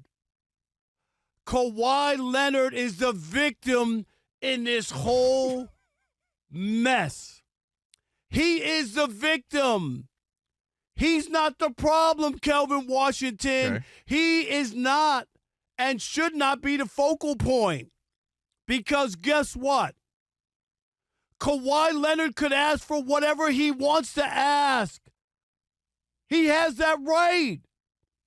Even if it's against the rules, he can ask for anything. It is the responsibility of the organization and the owner to say to Kawhi Leonard, we want you to play here, but guess what? We play along the rules. That's what kind of organization. We can't do this for you. Do we want you? Yes. Will we pay you as much as we can, the most? Yes. Don't make Kawhi Leonard the bad guy here. The bad guys are the guys who knew what the rules were and decided to go against them. Throw the hammer at Steve Ballmer. Throw the hammer at the Clippers. Do whatever you want to do. Kawhi Leonard should get no penalty. They can void his contract and say be a free agent. If they do that, do it ASAP so he can continue this unbelievable year he's having and go join another team. Clippers made the mistake. The Clippers are the ones who broke the rules that they knew were laid out by the NBA. I don't care what Kawhi asked for. Kawhi is the victim. Get this through your head. It's not the other way around. Kawhi is not the bad guy, and that's what the NBA should do. Come down hard on Ballmer and the Clippers. You know what I just found out? That you did smuggle some bottles back. You've been sipping, and dang it, Rob G, when have you ever seen him drink something that's not like already in a lemonade or something in a bottle? I know you got wine in there. You have been sipping the sauce. I ain't buying nothing you told me. I'm glad you're back so I can get some lunacy that I need to address. Number one, Kawhi Leonard is a victim. What? Kawhi Leonard asks for outrageous things everywhere he goes. He routinely asks, I need a private jet. My uncle has to do this. I want to be the focal point, not the team. Can I have this? Can I have that? And you know what just happened here, Rob? You brought it up. He asked for something that he shouldn't have asked for. They obliged. He accepted it. You can't tell me, well, he can ask for something even if it's illegal. They don't have to give it to him. Well, they did, and he accepted it, and he cashed those illegal checks. He pulled up to aspire, and he aspired to get those checks, didn't he? If you don't cut it out, he's absolutely complicit in this. If anything, it's 50-50 at the least. No, it ain't. What do you mean it's not? Because the team is the one that has to – they know all the rules and the bylaws. They knew what happened to the Minnesota Timberwolves when they did that with Joe Smith. You remember that? And they lost all those draft picks. So they know what the rules are. They know. So wait, the rules, they were one-way rules? No. So only Steve Ballmer and then read the rules, not Kawhi. Kawhi doesn't know what the rules are. Kawhi, are you trying to stick up for him?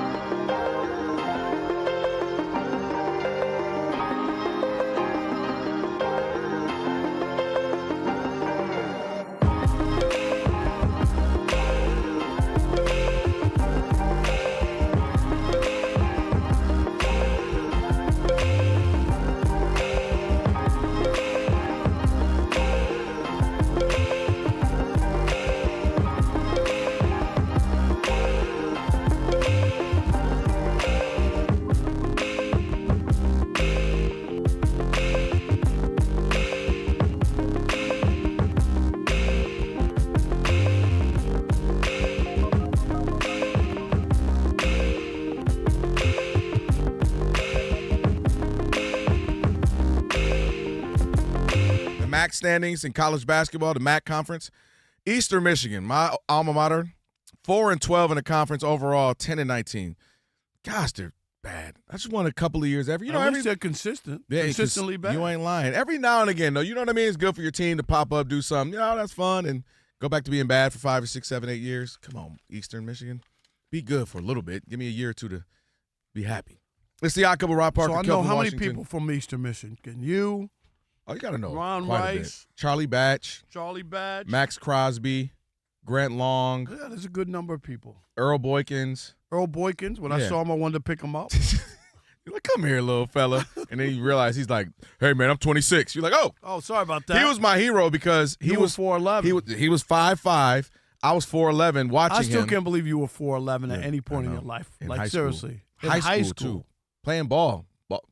Yep. Trying to talk to the older girls. What's up, girl? Ain't went through no kind of puberty, Rob. What's up? They're like, come here, little boy. Get away from Come me. here. They're literally like, when you get a little bigger, just come on. You can put me there, put me on the hip like a baby. Girl, you better put me back down. Put me back down. But I do want to say thanks for the food that just came in. I'm sorry. Wait. Oh, God. No. I'm looking at your plate. I just came in with my plate. Right. Okay. Sagar, put the camera on me. Put the camera. This is my plate. I still got a bunch of fries left. I only got 4 wings. I still have 2 wings left. He had like 8 wings and a whole plate of fries. He has 1 wing left. 1 wing. And I was going to try to scarf it down. Mind you had your own baked chicken 20 minutes ago. Well, because I needed something to eat while we were waiting on the wings to come. No, it's concerning. It's really concerning. Rob, we got to talk. Is there a tapeworm? I need something. I got issues. No, you don't need nothing. That's man. I got either you got to step your game up and relax, or I got to step my game up and eat some more. All right, but yeah, everybody's eating good. Shay, everybody got some stuff. Alex? Thank you. All right, good. Thank you. No problem. Shout out to Wingstyle. Shout out Rob G. Not coming. Let me get some food. I mean Rob G's portion. Yeah. Well, he don't eat anything. 2 wings, and then his jab would stop him. Adam Kaplan on the way, 877-99 on Fox. Hey, by the way, check out the iHeartRadio app. We're live 24/7. You can find the shows you listen to on the iHeartRadio app. Just make sure you favorite it, you like it, so it'll pop up right at the top of your screen so you can have Fox Sports Radio playing all day. All right, get some calls. George Pickens or not? Who we got? Andre in Massachusetts, you're on the Odd Couple Fox Sports Radio. If you're the Cowboys, Dre, what are you doing with Mr. Pickens? How you doing? Thanks for taking the call. Listen, if I'm the Cowboys, beggars can't be choosers. And Mr. Pickens had a good year. We got things trending in something of a good direction. We can't be out here jettisoning talent. So I know Jerry Jones, Cowboys, richest owner in team sports. He loves to be the maestro. He loves to have the circus and all the attention and play these things out. What ends up happening in the end? Jerry Jones has to pay. He has to pay more money, and people are alienated. That's why Micah Parsons took his talents to Green Bay. So if I'm the Dallas Cowboys, I know what he's probably going to do because he's Jerry Jones, all right? And he is who we thought he is. He's going to play this out. It's going to be this whole drama and so on and forth. Yeah, Micah Parsons was the first time when Jerry finally did not. Like, he always caved. Am I right? By the way, they got the same agent. Pickens and Micah. Always caved, and this time Jerry didn't cave. So there might be some bad blood, Rob, because they have the same agent. All right. Who next? Thank you, Dre. Appreciate it. Rocky in South Kakalaki. What's up, Rocky? How are you? What's happening, fellas? Look here. This is why I love your show, and I think the debate is great that you do. And I listen every evening, every time I can. Thank you, Rocky. And Rob, sometimes I'm with you. Kelvin, sometimes I'm with you. Tonight, Kelvin, I am with you, and here's what I got to say. Okay. You can build a roster, trying to build a roster, and you can have an offense, high-powered offense, but if you can't stop anybody, I mean, that just and that analogy you made to the Bengals as far as the Cowboys, and by the way, memo to the Lakers: if you can't stop anybody, it doesn't have. Point. So look at Rocky tying in 2 different sports. I see you, Rocky. I see you. Rocky, you're spot on. That's why the Lakers aren't going to be able to do anything. You got to stop somebody, guys. I don't care what sport you're in. If you're playing baseball, you got to pitch and play defense. Yep. It ain't always a home run. Yep. It just is. And in football, So I'm the Cowboys. Yeah, they can score points. They got an offense. They had one of the best offenses last year. I'm not a Cowboys fan, right? But and the Bengals, you can have Joe Burrow and all those receivers and all that. But dude, if you can't keep them out of the end zone, what are you going to do? No doubt. And Rocky, we said this. Thank you. Appreciate it. I appreciate We said you, it Rocky. before. We always gave that example about the Ravens and the Bengals when Joe points. Burrow Yep. threw nine touchdowns and lost both games. Man, I think that was the season one. broke him. Right, that was the like one. That stretch and just that season broke Joe Burrow. All right, hey, appreciate the calls. We're gonna go to Steve DeSager right now so that he can give you this world-renowned update, and we can come feed our faces some more. Steve. Let's start with the college hoops. There is still an undefeated team in men's college basketball. It's number 21, Miami, Ohio, 29-0 after winning on a last-second layup at Western Michigan, 69-67. Right now on Fox TV, mid-first half, third-ranked Michigan up 17-16 at 10th-ranked Illinois. Duke is number 1 in this week's polls. Arizona up to number 2, and Michigan fell to number 3. Duke beat Michigan last Saturday. To the NBA scoreboard at Detroit, they've started the second half. Cavs are leading the Pistons 54-50. Even though the Cavaliers' Donovan Mitchell is out again with a strained groin, James Harden out again with a broken thumb. At Boston, late first half, Celtics shooting 60% from the floor and leading the Brooklyn Nets 55-49. Nets have lost 6 in a row. Knicks out to an early lead of 29-24 at Milwaukee late in the first quarter. About to start, Dallas hosting Memphis. Cooper Flagg of the Mavs still out with a sprained foot. Later tonight, in an hour, Oklahoma City will host Denver. Shai Gilgeous-Alexander of OKC returns from injury. Among the 4 NHL games tonight, Buffalo a 1-0 leader at the Panthers in the second period. The Dallas Cowboys officially franchise-tagged wide receiver George Pickens. The NFL's new salary cap is officially over $300 million per team for the first time. And the Mets' opening day starter will be Freddie Peralta, acquired from the Brewers. Back to you. Thank you. Steve, are you joining us in the smorgasbord? Hop on in there. We got a bunch of stuff. Steve, thank you so much. That was amazing. You gave us an extra 30 seconds. Not that you did it intentionally. I'm just talking. All right. It is the Odd Couple, Rob and Kelvin, on a funky flashback Friday. We might as well call it a Wing Wednesday, even though it's not. Why would you do that? We gotta talk to Adam, and you're going to stuff your mouth right now? It's a wing. It's very good. All right. Rob, stop. Joining us now, or joining me now, because one is can't speak because he got a mouthful of food. Eating on the air? Yeah, no, big time. No. Not eating is an understatement, Adam. I wish you could see what's happening right now. I know. It's bad. Adam How are you? Kaplan, Come on, Rob. Fox Sports Radio NFL Insider. I know. And I got to see Adam at the for a Super sec, Bowl. yeah. I for did, a little bit. for a sec. It was good to see you. Where were you? I did see you walking around. I should have said what up. Yeah, well, I saw him outside the building. Yeah, it was good. What's going on? Did you have some wings in your hand then too? No, I did not. Those bounty wings. They give you all the. Adam, do you ever eat those bounty wings? You know what I'm talking No, about. I'm a vegan, my man, so Oh, you I don't really? eat. Yeah, I now when I did eat meat, I was big into wings. How long? Yeah. Have you been a vegan? I'm gonna say 8 or 9 years. So what Wow. happened was, I just as we get older, Rob could attest to this. I don't know if he can, but go ahead. Go ahead. No, but like, you get sore, you get inflammation, and you know what? I'm sick and tired of this. So you just So stopped. I made a decision. Yeah, I made a decision because I process everything pretty well. I'm an avid tennis player. I play 3 to 4 days a week. So wow. for recovery, I couldn't be able to do it without eating right. So yeah, it's not for everybody, but I say mostly vegan. I do have pizza twice a week. I am a human being. I gotta have pizza. You got to have something, Yeah, I right? respect Yeah, you. exactly. You Rob. have You to. just nailed it. Exactly. You got to have Absolutely respect something. that. It's just Yeah, you yeah. can't live like that. It's I like agree. right. it's like I the agree. cheesecake. Adam. All right, first of all, Cheesecake. don't stare at me like you. I'm not the cheesecake. sorry. You I remember love those the old Looney cheesecake, Tune yes. commercials when they stare and they turn into a drumstick? He Right. just looked at me and I turned into a cheesesteak slice. You got to relax. That's funny. Hey, man. jump in on this, Adam. We Yeah, just go ahead. put a button on our conversation. Sure. George Pickens, I said, look, you know more of the breakdown, but just if I'm Yeah. just having a general conversation, listen, the Cowboys were second in offense in pretty much all the rankings and 7th in rushing and all that. I'm looking at it defensively. I said they're the NFC version of the Bengals, and I just want to be able to In a way. Yeah, In a way. I don't want to Yeah, just sure. keep having to outscore you. Can I get some stops? Can I lock you down? Can I win some 14 to 10 games? I'd rather use that $28 million elsewhere. I don't know all the full breakdown. Maybe that's not possible, Yeah. but that's what I'm doing. Where are you? Here's the thing, couple things here with George Pickens. He might be the most gifted receiver in the National Football League. That includes Jamar Chase. He is an incredible football player, but Agreed. he also has got major maturity issues. The Right. Steelers cannot wait to trade this guy.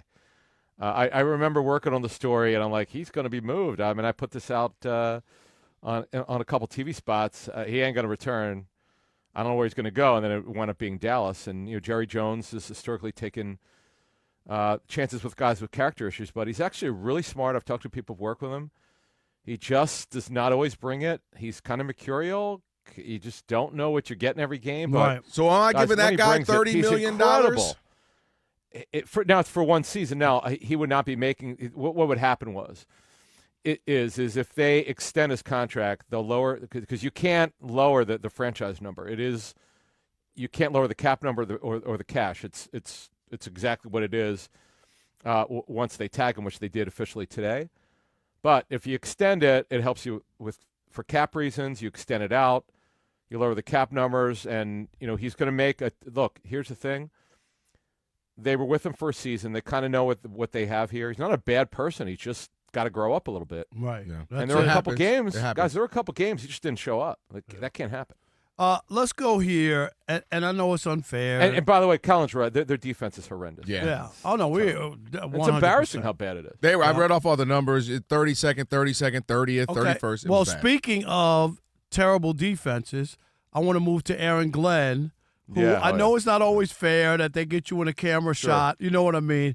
But of all people, considering what happened with the Jets, and I say his first year was really bad, bad enough. You fired him that I would have fired him. I mean, no interceptions by your defense, which is inconceivable in football. By a former DB and defensive coordinator, crazy. Inconceivable. But anyway, exactly. That's a good point, by the way. You just make. Yeah, I mean, just bad. Yeah. Just the Jets, if you look at them, and just your thought. Year 2, he's going to call plays, right? He said that's what he did. Going to, Where are you on the Jets? Can they really make some inroads and be decent? All right. Let me break down, and I want to talk about the trade they just made. But here's the thing about Aaron Glenn, and people wouldn't know this, but talking to the Jets behind the scenes, he actually has tried to help their culture. Because he played there, he knew what he was walking into. He knows Woody Johnson, the owner who hired him. He knows that they've been a clown show for many years. Let's call it like it is. There are a lot of people who had been working there for many years who shouldn't be working there anymore, and they wound up taking buyouts. He brought in a better culture, but they were so not competitive, which is what you guys are talking about. Yeah. Typically, when you're not competitive, you get fired. Steve Wilkes went through this in Arizona when people thought it was not fair. They were not competitive. Wilkes, by the way, ironically, just got fired by Aaron Glenn as their defense coordinator, and Glenn's going to take over the play calling. Look, here's the thing: the GM Darren Mooney made a ton of trades, right? He basically evacuated the team. I mean, he's like, hey, you're out, and they're starting over. They have a ton of draft picks, a ton of cap space, a lot of cash to spend. It's more about cash to spend. Cap is nice to have, but it's all about cash spend. They're going to be able to spend in free agency. But the thing is, they don't have a quarterback. Moochie made a terrible decision bringing in Justin Fields as a terrible. And they owe him $10 million fully guaranteed this coming season. So he missed on that. When you miss a quarterback, guys, it sets you back. They have a bad roster, but there's nothing to go here but up. They have some talent on the offensive line, a good receiver in Garrett Wilson. Now, I love this trade that they got, that they made this week. I'm telling you, Jermaine Johnson was not going to return. I mean, they were looking to move him. Jermaine Johnson was drafted by Joe Douglas, the former GM, now is with Eagles as a personnel executive. Yep. And they changed defensive schemes. They're running 34 here now.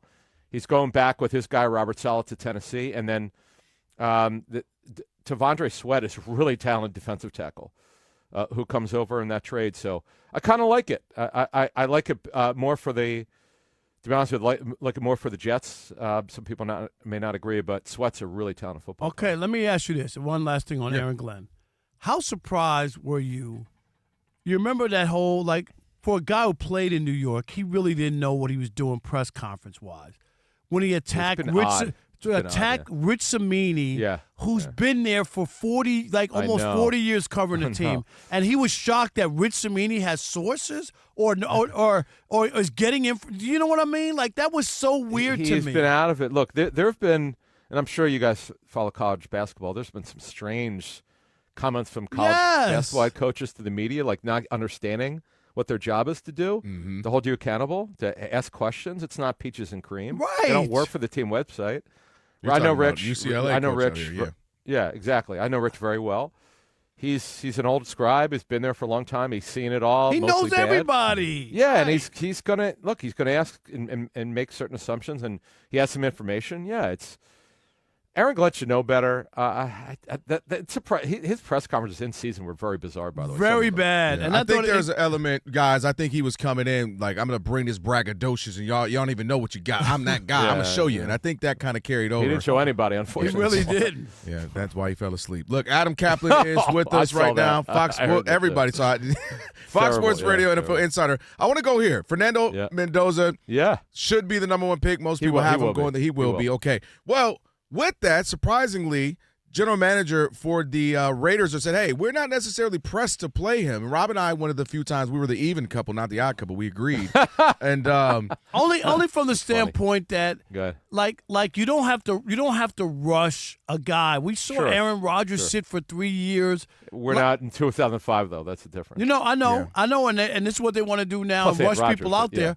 But a lot of guys fail too. What I mean? Like they get thrown in there and they fail and then have to move on. I understand, but they had Favre. That was the shocker in 2005. That was like, and you saw what happened with Alex Smith. If you want to believe, Patrick Mahomes. We got your point, right? Mahomes sat. He started sat at least in 1 year, right? Yeah, he just played one game against the Chargers, but it's fine. John Spytek knows he's been around Brady with the Bucs, now with the Raiders. They've talked. Brady's heavily involved. They'll do the right thing. It's going to be Mendoza. And guys, we'll talk more about this the next time I'm on. This doesn't. I'd have to look this up. I can't remember the last time there will only be one quarterback going in the first round. Ty Simpson will be the number 2 guy to go, most likely. It's not a lock he goes in the first round, guys. This is historically very weak on paper quarterback draft. Yeah. And it's interesting to see. I mean, we talked about some of the guys who had success, Jaden Daniels, Bo Nix. They had teams around them. Their team wasn't as bad as the record. They had some things around them. Although, Kelvin, I would say that Jaden Daniels elevated the talent around him, though. I would say, like, when you don't see this a lot. When rookie quarterbacks play that level, and C.J. Stroud did, but unfortunately he's fallen off. Right. Daniels was hurt last season. But as a rookie, Daniels put that team on his back. They were not very talented. They still aren't. All right. I don't want to hear that. Lions fan over here. I know. I remember. My guy, Goff's a good quarterback, man. Yeah. Well, we'll tell Rob that. Say that again. All right. Now I know he doesn't like again. that. I know. We've talked about that. Before. He don't like that. All right. But what do you expect? Let me ask you a question, Rob, before we get out of here. Yep. So if you don't win a Super Bowl, you're not a good quarterback? Like, no, that's not it. He must listen to the odd couple. No. He must listen. No. I know, because I've known Rob forever. I know his deal. This is what it is, seriously. He's a poo-poo king. Yes, I am the poo-poo king. He knows I love that. And I love that. And Adam, I didn't I say that he could, answer the question. He didn't ask me what you told me. But I said it. He could become Jared Tennis and turn into a pumpkin. Is he a good quarterback? And you know what? And have those bad games. And then against Washington, he had the 3 interceptions and the fumble. Yes, you know what I mean? ago. Like those games happen for him, and that's the issue. Like the Rams would have never traded him or got rid of him if they didn't think he was the problem on that team. I agree. Look, Sean That's it. McVay clearly thought he was. Yeah. That's why he was traded. But Right. he revived his career in a big way. He's been part of the turnaround. And now he's got, he had a good year, by the way.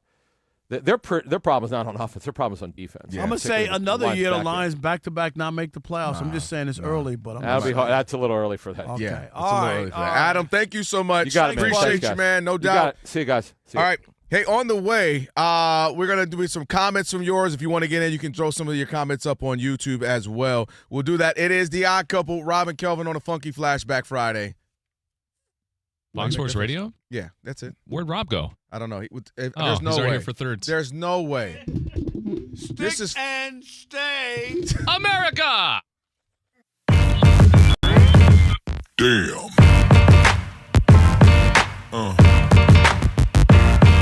Yeah.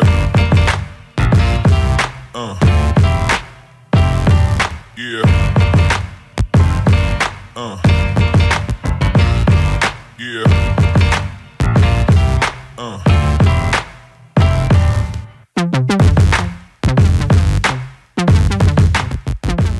All right. This is something the NBA All-Star Weekend happened. Some people overall, I think, Rob G, would you say the overall the sentiment was like, all right, better? That was pretty much mine. It wasn't, oh my gosh, this was an instant classic. It was just like, good. The only thing you should be doing is trying to trend better and better and getting better. And I thought they did a good job of that. I thought the three-point contest with Dame coming out of retirement. I thought the All-Star game in particular, seeing a guy, Ephraim, who never is spotlight guy, and Kawhi, taking action, wanting the ball, dunking on people, hitting threes, 31 of the 48 points. I thought that was good. But now NBC said, we already working on 2027, Rob G.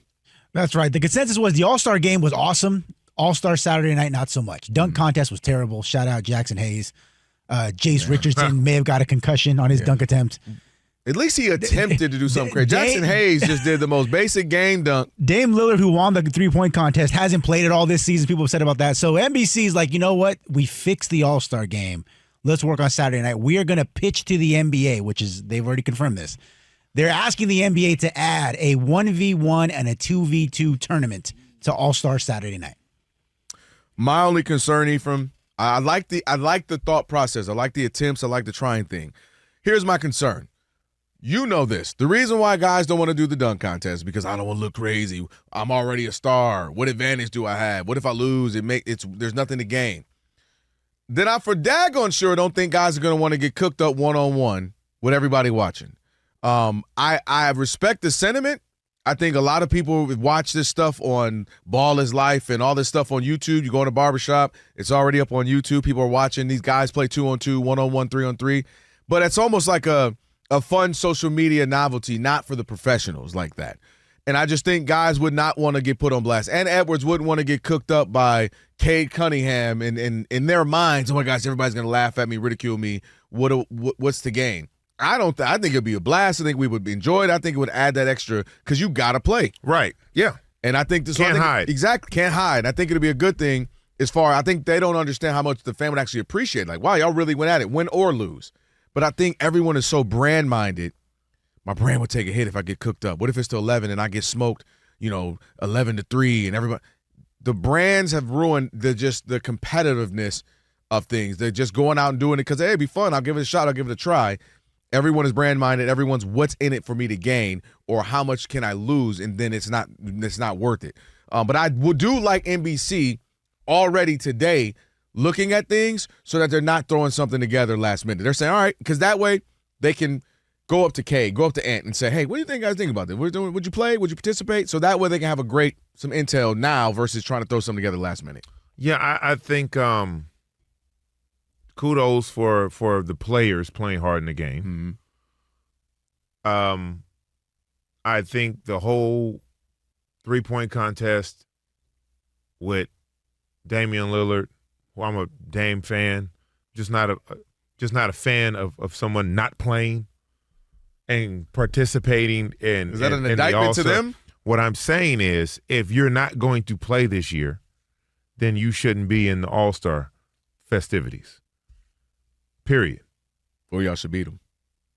I just don't think it's right. I think it sends the wrong message for a player to come in and just do that thing and then just go back to wherever he was, what it was. It just doesn't make sense. That's actually hilarious. So you mean all these guys who've been playing and doing all this and in shape and all of that, and Dame just came from the crib and walked you guys down, and then now he going back to the crib. I just think it sends the wrong message, number one. The dunk contest, the only way to fix the dunk contest is to actually have players in the dunk contest who people know. Mm-hmm. Now, I shout out to Keyshawn Johnson because he's an Aztec. Okay. Right? Yeah. San Diego State. I knew him. No one else did. And that's why viewers weren't watching. Yeah. That's why no one cares. No one cares that Chase Richardson is in the dunk contest and his dad had won it, and Jackson Hayes should be ashamed of himself. Yeah. But dunk contest never goes well for anyone 6'11" or above. Except Dwight. Dwight Howard, and that was different. But anybody else, even Sean Kemp had a tough time, and he laid down like a bird. Yeah. And jumped from the dotted line. I mean, Jackson Hayes did an in-game dunk. Where was Matt McClung when you needed him? Well, he dropped his on YouTube. Right?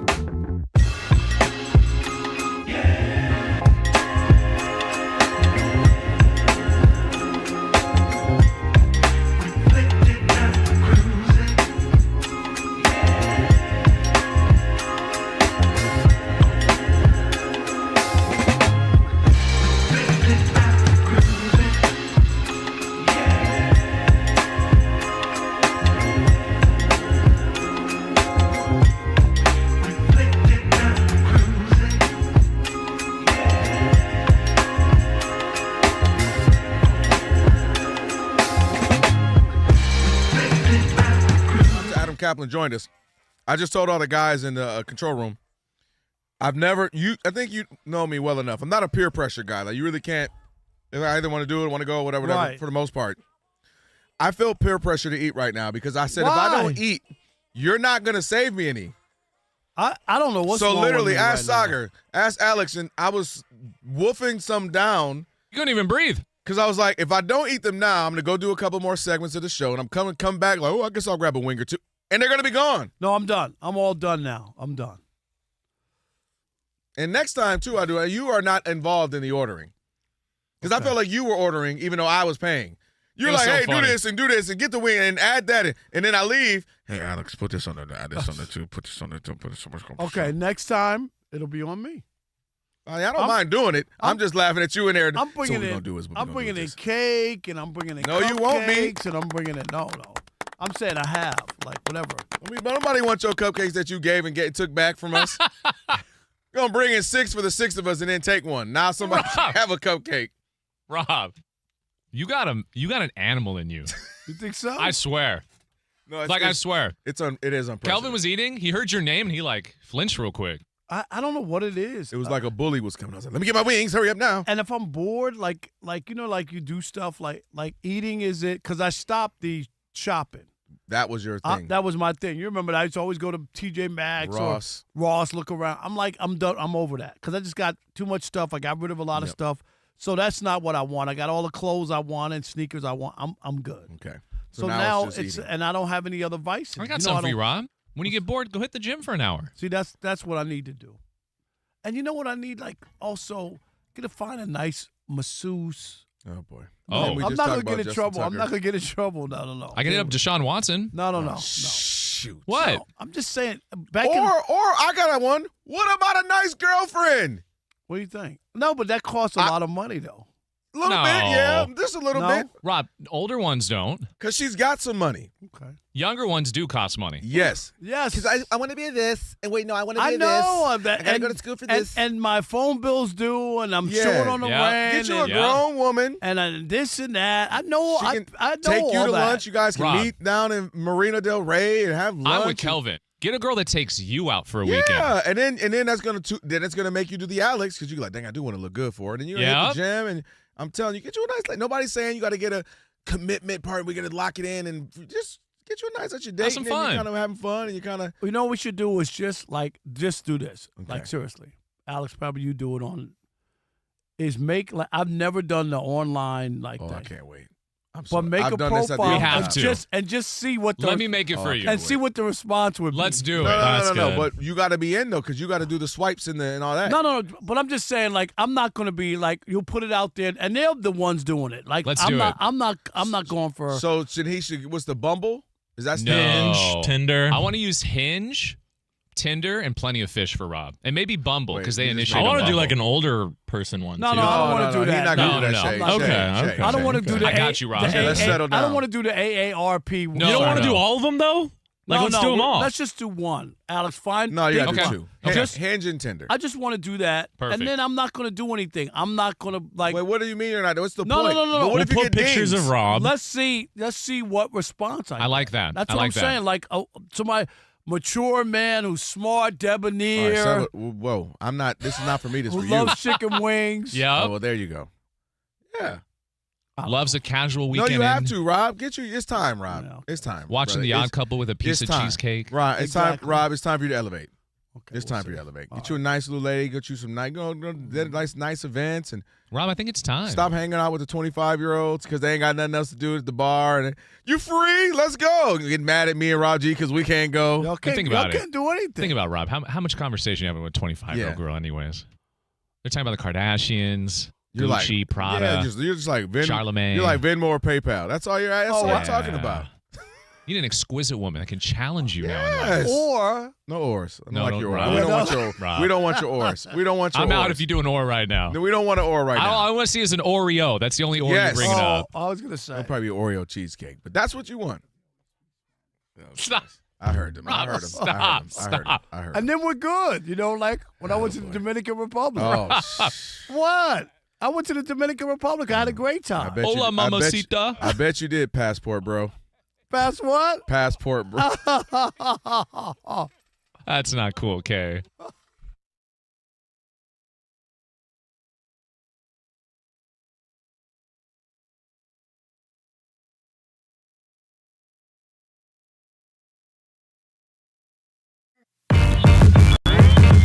Damn.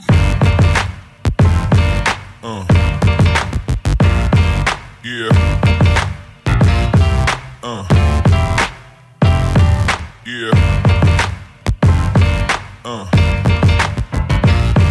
Yeah.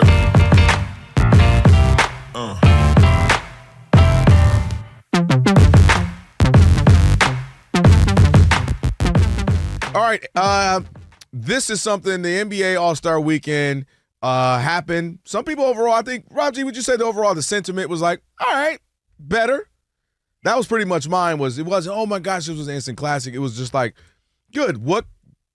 The only thing you should be doing is trying to trend better and better and getting better. And I thought they did a good job of that. I thought the three-point contest with Dame coming out of retirement. I thought the All-Star game in particular, seeing a guy, Ephraim, who never is spotlight guy, and Kawhi, taking action, wanting the ball, dunking on people, hitting threes, 31 of the 48 points. I thought that was good. But now NBC said, we already working on 2027, Rob G. That's right. The consensus was the All-Star game was awesome. All-Star Saturday night, not so much. Dunk contest was terrible. Shout out Jackson Hayes. Jace Richardson may have got a concussion on his dunk attempt. At least he attempted to do something crazy. Jackson Hayes just did the most basic game dunk. Dame Lillard, who won the three-point contest, hasn't played it all this season. People have said about that. So NBC's like, you know what? We fixed the All-Star game. Let's work on Saturday night. We are going to pitch to the NBA, which is, they've already confirmed this. They're asking the NBA to add a 1v1 and a 2v2 tournament to All-Star Saturday night. My only concern, Ephraim, I like the thought process. I like the attempts. I like the trying thing. Here's my concern. You know this. The reason why guys don't want to do the dunk contest is because I don't want to look crazy. I'm already a star. What advantage do I have? What if I lose? There's nothing to gain. Then I for daggone sure don't think guys are going to want to get cooked up one-on-one with everybody watching. I respect the sentiment. I think a lot of people watch this stuff on Ball is Life and all this stuff on YouTube. You go in a barbershop, it's already up on YouTube. People are watching these guys play 2-on-2, 1-on-1, 3-on-3. But it's almost like a fun social media novelty, not for the professionals like that. And I just think guys would not want to get put on blast. And Edwards wouldn't want to get cooked up by Cade Cunningham in their minds. Oh my gosh, everybody's going to laugh at me, ridicule me. What's the gain? I think it'd be a blast. I think we would enjoy it. I think it would add that extra because you got to play. Right. Yeah. And I think this can't hide. Exactly. Can't hide. I think it'd be a good thing I think they don't understand how much the fan would actually appreciate. Like, wow, y'all really went at it, win or lose. But I think everyone is so brand-minded. My brand would take a hit if I get cooked up. What if it's to 11 and I get smoked, 11-3 and everybody. The brands have ruined the competitiveness of things. They're just going out and doing it because, hey, it'd be fun. I'll give it a shot. I'll give it a try. Everyone is brand-minded. Everyone's what's in it for me to gain or how much can I lose, and then it's not worth it. But I do like NBC already today looking at things so that they're not throwing something together last minute. They're saying, all right, because that way they can go up to Kay, go up to Ant and say, hey, what do you guys think about this? Would you play? Would you participate? So that way they can have some intel now versus trying to throw something together last minute. Yeah, I think kudos for the players playing hard in the game. Mm-hmm. I think the whole three-point contest with Damian Lillard, who I'm a Dame fan, just not a fan of someone not playing and participating in. Is that an indictment to them? What I'm saying is, if you're not going to play this year, then you shouldn't be in the All-Star festivities. Period. Or y'all should beat them. I just don't think it's right. I think it sends the wrong message for a player to come in and just do that thing and then just go back to wherever he was. What it was. It just doesn't make sense. That's actually hilarious. So you mean all these guys who've been playing and doing all this and in shape and all of that, and Dame just came from the crib and walked you guys down, and then now he going back to the crib. I just think it sends the wrong message, number one. The dunk contest, the only way to fix the dunk contest is to actually have players in the dunk contest who people know. Mm-hmm. Now, I shout out to Keyshawn Johnson because he's an Aztec. Okay. Right? Yeah. San Diego State. I knew him. No one else did. And that's why viewers weren't watching. Halftime in the men's college basketball game on Fox TV tonight. Number 3 Michigan leads at the break at 10th-ranked Illinois, 38-31. Number 21 Miami, Ohio, still undefeated, the last of the undefeateds in college hoops, after a 69-67 win at Western Michigan on a last-second layup. In the NBA, they've resumed the game at Detroit after a long delay due to a malfunction with the scoreboard and the horn. The Pistons are tied 72-all with Cleveland. About 5 minutes to go in the third. As for the other games in progress, Nets have lost 6 in a row. They're losing at Boston, 77-65 Celtics early in the third. Knicks already lead 66-48 at Milwaukee. Still about 4 minutes to go in the second quarter. Jalen Brunson, 25 points so far, 22 in the first quarter. And the Dallas Cowboys franchise-tagged wide receiver George Pickens. I've been covering this league since 1987.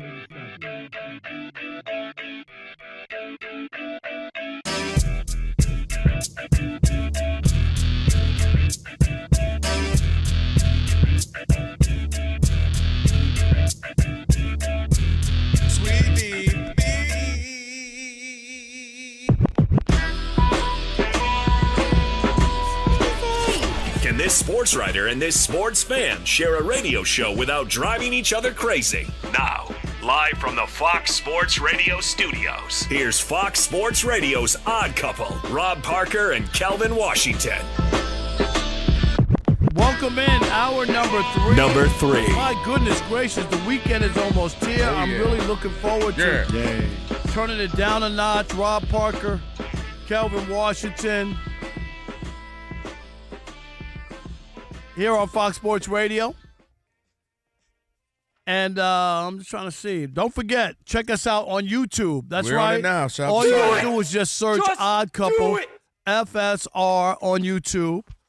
And, give us the thumbs up, subscribe, comment, do all that good stuff. It's, again, just search Odd Couple FSR and subscribe. Don't forget, coming up in about 28 minutes, Mark Stein, of course, NBA insider, the Stein Line, at the Stein Line on X. And we got a lot of stuff to get to, of Still course. doing this hour. And last call, we're going to do that. Talk about the Major League Baseball. There's some numbers that came out about what potential salary cap. Cap in the floor, yeah. We'll talk about that as well. And you got some odd mob stuff. And I do want to send a shout-out to Sean in Sacramento. I beat him in a bet. Okay. So he's sending me a $50 gift card to Wingstop. So if I were to What was have the bet? wings, I can't remember. Sean, if you could, it was something during the I season. remember it. Yeah, I we remember did the bet. conversation. I can't remember, Sean. Holler at us on the Odd Mob on YouTube, or let us know. I feel like it was. But I love it. He's paying off his bet. Shout out to him for paying up. So what we got on the Odd Mob before we get into topic number 3 on this Funky Flashback Friday? Respect to Sean. And yeah, guys, if you want to go to YouTube and see these comments for yourself, check out The Odd Couple with Rob Parker and Kelvin Washington. We are live right now. So again, if you guys want to check us out, we're live on YouTube. Some comments that What we got? We got Vince Garcia, 529. Lol. I'd love to see Rob's weak ass square up to anyone. What? But don't worry, Rob. Someone had your back. But you go. What he means in a fight? Yeah, he wants you square. Wow. The A King 11. 10 toes down on business. Rob a big boy, Vince. I bet you a little guy. Yeah, I'm 6'4", a real 6'4". Nah, you're Yep. 6'6". You set him straight. I'm telling 6'4", 220. Be careful, Vince. If I stand like this, this don't look real. Come on. Well, also, if we measure the extra tummy space, it's like 6'7", right? Oh wow! I wonder what your Saga, wingspan is. Saga, pimp slap somebody in there for me. Throw a wing into somebody's head. All right, wait, who had his back? So that was the A King. Okay. Rob a big boy, Vince. I bet you a little guy. All so right. just know that the Odd Mob has got your back. We're international here at the Odd Couple. Mohammed Reza says, love from Iran. Oh, wow. Which is crazy because I'm from Iran too, so I had nothing to do with that, which is insane. He said you're not from Iran anymore. Yeah, you know what? You're right. You don't because even say your name I don't right. even say my You name. let everybody right? say it all gringo He probably version. shunned me when I was saying he was shunning that. you right now. You ain't standing 10 toes down with the family is what he was saying. Exactly. They can just call me Shay. It's okay. It's okay. Just call me Shay. Yeah, Shay. And I love this. He I just whitewashed it. Yeah, I just call me Shay. I grew up in Calabasas. What do you want me to do? No, you're supposed to stand up, say it again. And Shayan Mokhangard. That's how you're supposed to say it, man. I said Muhammad Reza though, right? I did that for him. Okay, good. You know what I mean? He had on the deck shoes, the sweater tied around his neck, all that. The Sperry's. Yeah, bro. It's crazy day. What? I'm just saying. Yo, you want to go to In-N-Out today, bro? Yeah, bro. Yeah, man. I don't know. The swells were pretty cool. Yeah. Shout out to everybody in the YouTube and the Odd Mob. Shout out Odd Mob. Appreciate you as always. All right, Rob, let's get into it. You got an issue with a quarterback who is out there, Pavia from Vanderbilt. Diego, right? Diego Pavia. Kind of one of those hot rods, a little firecracker, always saying something. Even when you're runner-up for the Heisman, most people will say, man, I'm excited. Great opportunity. Wow, I'm just honored to be there. So this real quick. Sean did head us up. It was that he had him winning the Super Bowl MVP, Sam Darnold. That is what it was. That's what it was. I remember. I thought it was another bet, but that was it. The Super Bowl. Shout out to Sean. Thank you, Sean. Appreciate it. And Wingstop is coming. And when I get that gift card, we up again? We are eating, the whole crew. Not Rob G, right? That's right. Yeah. The whole crew. We're going to eat again. He keeps picking bad days. When that money comes, all right? So thank you, Come on, Sean. Hurry up so we can eat again. Well, go ahead. Anyway, the Vanderbilt quarterback, we already know, and give us the details. Well, yeah, he's just he's basically saying some more stuff and kind of basically saying he's very polarizing. Remember the Heisman? He said blank the voters on social media. He finished second, right? Finished second. It's like somebody got to finish second. And then blank the voters. Yeah, he went on to talk about this. He said, quote, one thing about me, I don't care what people think about me. And he went on to say that he described everybody hating, all the stuff. He called it clickbait. And remember, so F all the voters. And I feel like a lot of teams love the tenacity, the fight I have. They love the life of an underdog, that's for sure. And so they ask questions, but you go back, you look at my record, ain't nothing on my record. I just want everyone to know what's true about me is I'm humble and I get my confidence from my process. But he's not humble. And if you saw how much I put into this, you would see where I get my confidence, Rob Parker. But he's not humble. He says, I'm humble. Oh, and then he also said, I would just say turn on the tape. Yeah. Okay. And here's the problem. I'm going to say this. I would not be interested in him because to me there's a character flaw, and there's nothing wrong with being confident. Mm-hmm. I'm dead serious. Like the behavior. I get it. He's a small guy. He's smaller than most. Right? When they look at his real size, he did play well. He was a second place for the Heisman. 10-3, right? At Vanderbilt at 10-3 is crazy. Which is crazy. I get that, and I'll give you all that respect. But there's a degree of how you handle yourself as a professional. And it would bother me that it's the same thing. What did we talk about with Jackson Dart, right? Like, dude. Just how I've been playing since all my life. That's good. You're in the NFL now. No. You don't get it. These are big boys. Keep putting your shoulder down and running into people. You won't be a quarterback for a long time. And in this case, it just rubs me the wrong way. I love people who have confidence. I have confidence. I understand what that is. And, yes, you've overcome all these hurdles. But to just be so out there when he could have, the first time he was upset. But to continue this thing and I'm not changing, this is who I am, and all this kind of stuff, I just don't know who wants to bring that into the locker room. You got to, and if you were 6'4", and Justin Herbert kind of a thing. Yeah, you know what I mean? Josh Allen walking in there, Cam maybe. Newton. But that's not the case. We got basically Napoleon Bonaparte at quarterback. I'm just saying. I'm done dealing with you right now. Look, I and hear his hand you. is in his jacket. I'm just saying because he had agita. But my point is, that's not going to fly when you're not that. You got to be when you're not that guy. How's that? That's not going to fly when you're not that guy.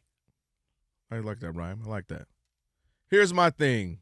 I'm going to take a flyer on him because I don't have to worry about him. We just had Adam Kaplan on, and he was saying aside from Mendoza, Ty Smith might be late round, first round, maybe early, mid-second round. This is not a very quarterback-driven draft.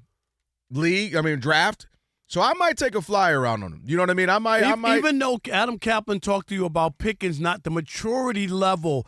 That's what scares me. It's not his football. It's his maturity level that I'm bothered by. But his maturity concerns aren't quite the same. Pickens not showing up. Pickens not working. Pickens being late to things. They had to put in provisions and make sure he would be on time. That's a lot different than, okay, this guy might be a little cocky, a little arrogant. So right now they have him in a range of like 5th or 7th round. Obviously, you could slip out and be a free agent.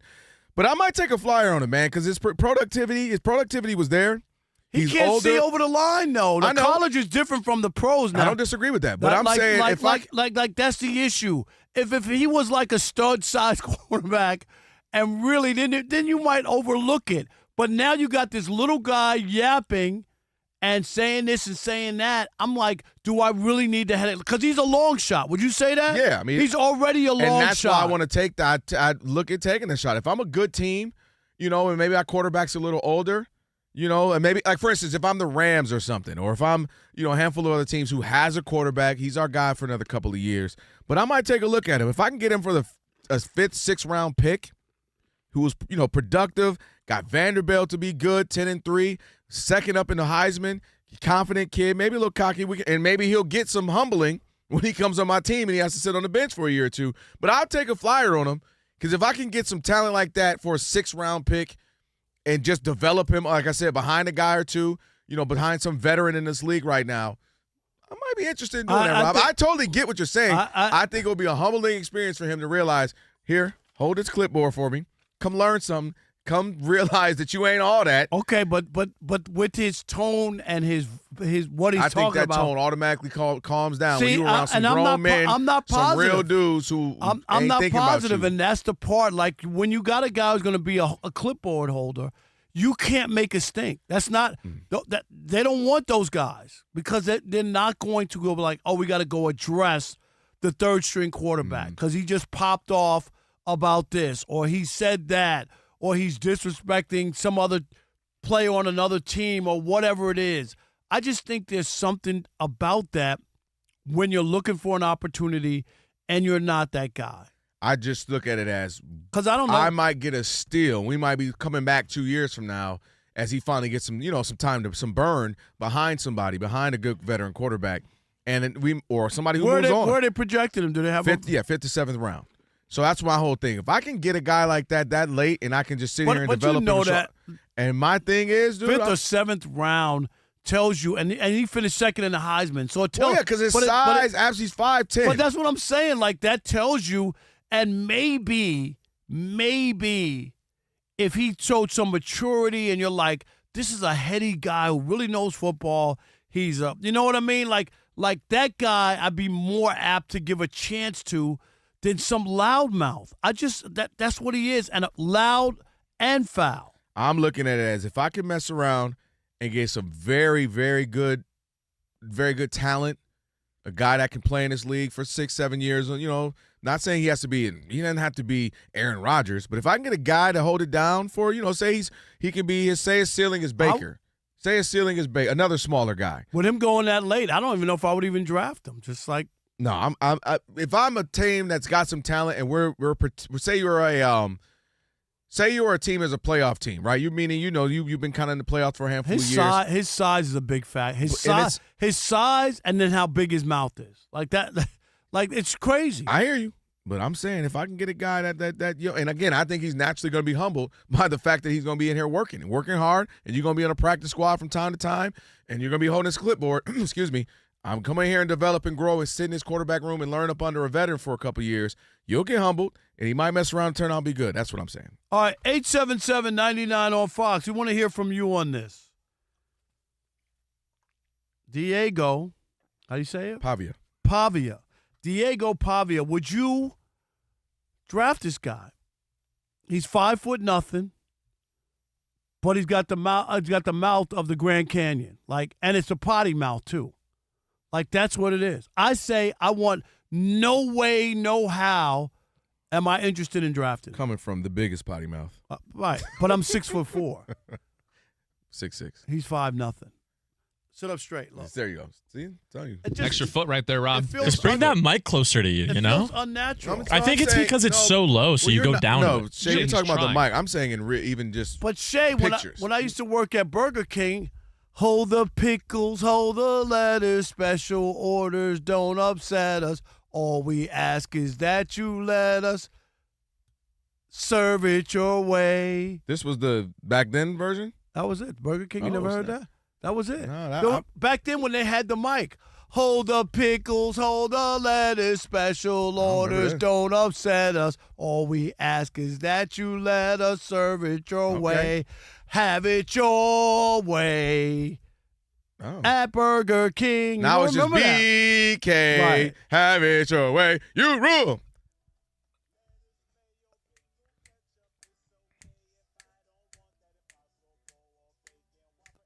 Oh, yeah, they didn't remix it. that sounds like us today. All this chicken we've eaten, Alex. Chicken, chicken, chicken, chicken. You know what? How long did you work there? I 3 weeks. I never worked fast food, but I was about to say, you don't strike me as a fast food guy. But I don't think you work any. Did you work other than the shoe place? Store. That was it. That was the only job I had. Yeah, you don't strike me as a. I never worked anywhere but the shoe store. Yeah, but that and the media. But the thing is, my buddy on my baseball team, Kirk Brown, I'll never forget it. We walk into Burger King, and you guys don't remember this, but they used to have a mic, and they would talk to the back of the kitchen. Hey, a Whopper, hold the lettuce, whatever, pickle, whatever. And they would do it into the mic. Like a song? No, they'd be like, all right, I'll take a Whopper, no mustard, add like they would announce it, and they'd make it in the back. And my buddy walks into the Burger King, Kurt, and he was like really laid back, like really slow talking, and he goes, "Hey, what's up, man?" And he grabbed the mic and he goes to all the team, where are they? He goes, y'all want me to rock the mic? It was so funny. That's funny. You know what I mean? Yeah, that's funny. That's he grabbed funny. me like, you want me to rock the mic? All right. Funny. We want to hear from you. 877-99 on Fox. Are you taking the quarterback? Stop being a heightist. You heightist, you. With the long playing mouth. All right. Hey, yo. It is the Odd Couple. Rob Parker, Kelvin Washington, where we deliver insight, not noise. Right here on Fox Sports Radio. You like that, Alex? I like that. Stick and stay. Because I found Rob Parker's original BK version of the US of A. You want to hear, Rob? What's that?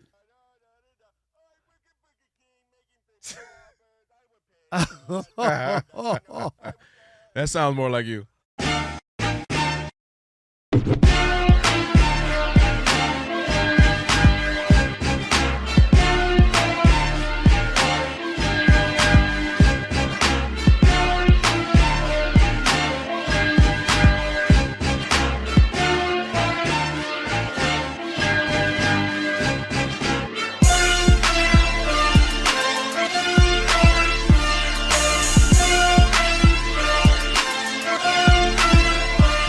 Because according to Joe Lacob, Draymond Green is a core person in the Warriors franchise.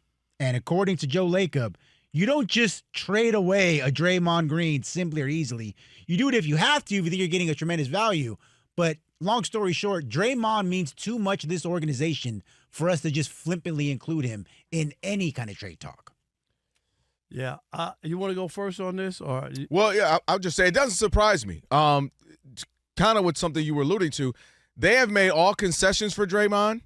Draymond has been the guy who's said things, who's walked off of benches, who's punched people, who's had to apologize left and right.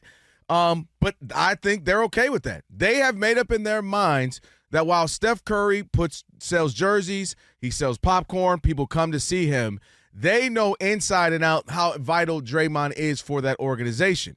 And I think when you look at a guy like Steve Kerr, who played with the Bulls, who's from the 90s era, who got socked by Michael Jordan, I think he maybe has a mindset, Rob, of a little sock ain't nothing to it. You know, a little punch here and there. Hey, Michael Jordan punched me, I punched him back, and I earned his respect. And I think they have just made up their minds that he is kind of that lifeline for them. Steph's our best player. He gets our offense to go. He's the sexiest player. People buy tickets for him. But Draymond is what gets us going. Draymond is the guy in the locker room when something needs to be said, we'll say it. We talk about it all the time. Why wouldn't Steph Curry speak to Draymond, step up? Why wouldn't he challenge him? Why wouldn't he speak to this thing, this situation? That's just not his makeup. And I think they've realized they need that type of guy. Whether Kelvin Washington likes it, Rob Parker likes it, they feel like in their locker room, he's their guy. And I also believe Steve Kerr being coached up under Popovich and specifically Phil Jackson, where Phil Jackson would say, hey, everybody's a little different. I'm going to have to treat Shaq a little different than I treat Kobe. I'm going to have to treat Dennis Rodman different than I treat Pippen or Jordan. Rodman, I'm going to let you go to Vegas for a few weeks. I would never let somebody else do that. But go ahead and have you a few hours, a few days in Vegas because I know what you mean to this team. I know how vital you are. We're going to need you. So I think he comes from that school of thought. But they have locked in with Draymond. We've seen instances where you would think a coach would yell back at him, would suspend him, would fire, well, not fire, but, release him. And they haven't. And I think they've realized they've locked in. And he's the guy that, wrong or right, within our locker rooms, within the confines of this team, he is absolutely our leader. He's our best defender. He's the engine that gets us going. And I think they've just signed their name in blood with Draymond. I couldn't disagree more. And I think the reason that we'll never look at the Warriors in the fashion that we should have looked at them will be because of Draymond Green and actually the damage that he's done. You could have all the Draymond Greens you want without Steph Curry. You're not winning the championships or Kevin Durant. I don't care what he does, the dirty work and yelling at people in the club locker room. That all sounds good when you got a couple superstars knocking down threes from all over the court. He single-handedly cost the Warriors 3 championships. I don't care what anybody says.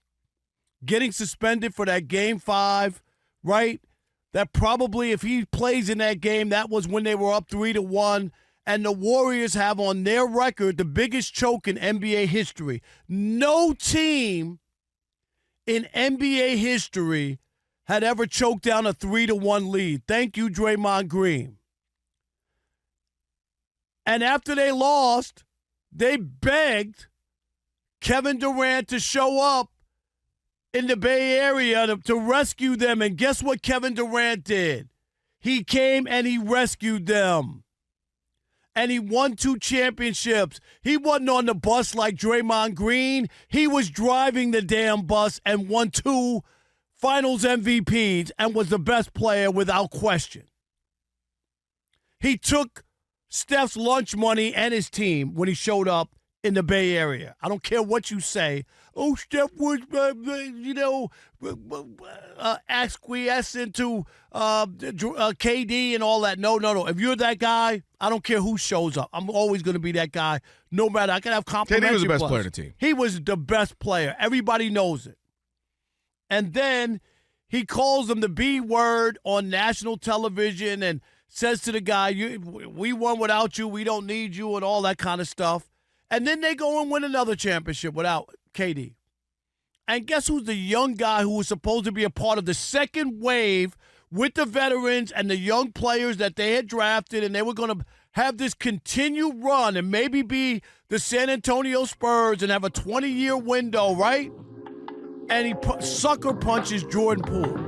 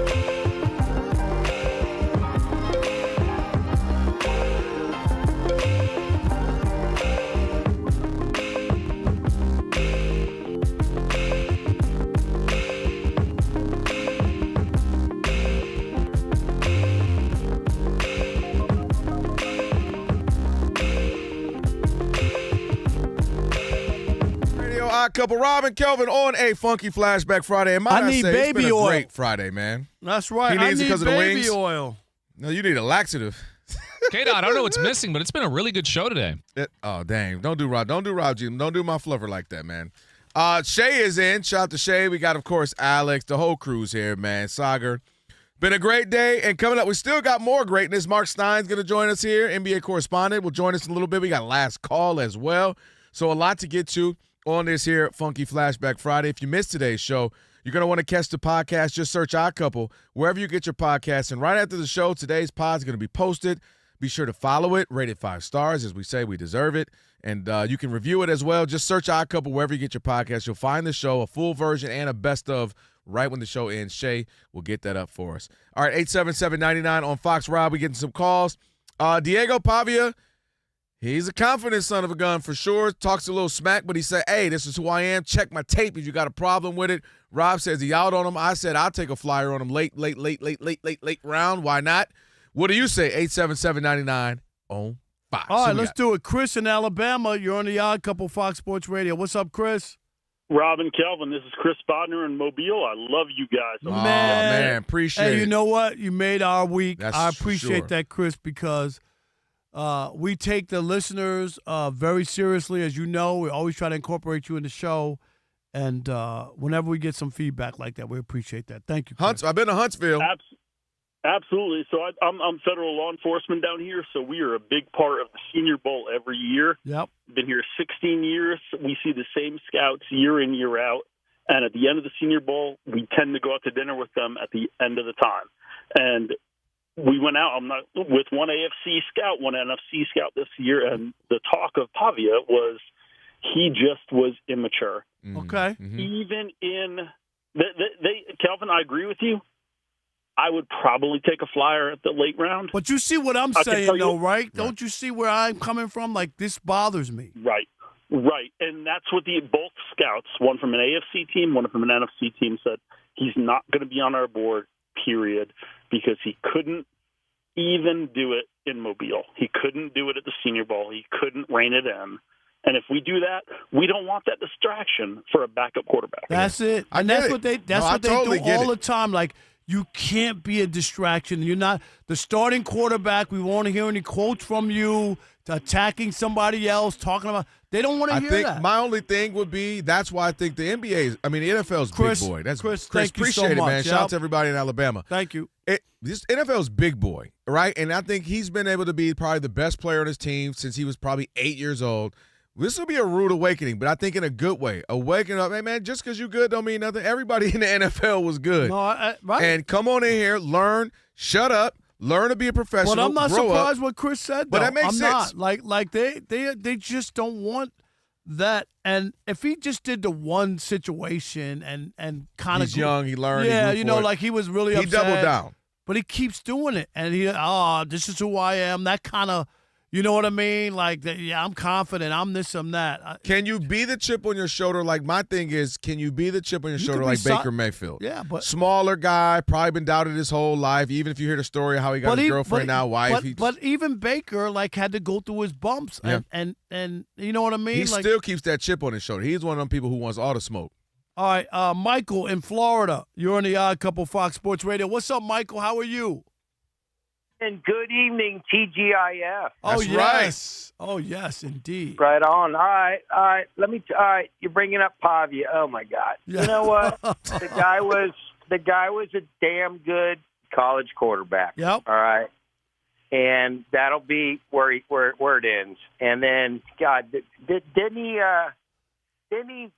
didn't he say something stupid after the Heisman about? Yeah, he said F all the voters. Right. I mean, the guy had the honor of being in New York for the Heisman Trophy Award, and he didn't have the class to do it. And he had no business winning the damn Heisman Trophy. Right. Like exactly. So, and you got to know like the situation. You finished second, my God, and you're going to talk about F the voters, and it came off as very tacky and immature. I mean, does that not tell you everything right there? So, good God. I mean, Kelvin, you said what, like a late round pick? No, if he's a free agent, bring him in, but I don't even know about that. Yeah, there's a chance of that. They got him at 5 to 7 and then also a free agent. I appreciate the call, as always. Thank you so much. Guys, have a great one. You do. Have a great weekend. My thing is the last point. He also, listen, your mouth can cost you some money, man. Because one thing I learned about this NFL, and you know this, dude, you can have a 10, 12-year career as a backup. Hey, Shay, look up Chase Daniels for me. You can look. We'll come back to it after, Steve does it. But you don't Chase hear Daniel, Josh McCown, these guys made all the money just backing guys up. Charlie Batch had a long career as a backup in Pittsburgh. Charlie Batch had a heck of a career. probably 12 to 15 years in the league. But you ain't never hear no Charlie Batch stuff. Right, so that's what I'm saying, dude.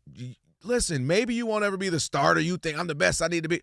Dude, but you can have a heck of a career if you're just in the league clapping it up. Jacoby Brissett, who's Tyrod Taylor is the perfect example. Tyrod is respectful. Everybody loves him. He comes to work. Tyrod Taylor's always going to have a job somewhere. For 5 more years because he's just that guy. So to me, don't shoot yourself in the foot, man. Don't Cheddar Bob this from 8 Mile.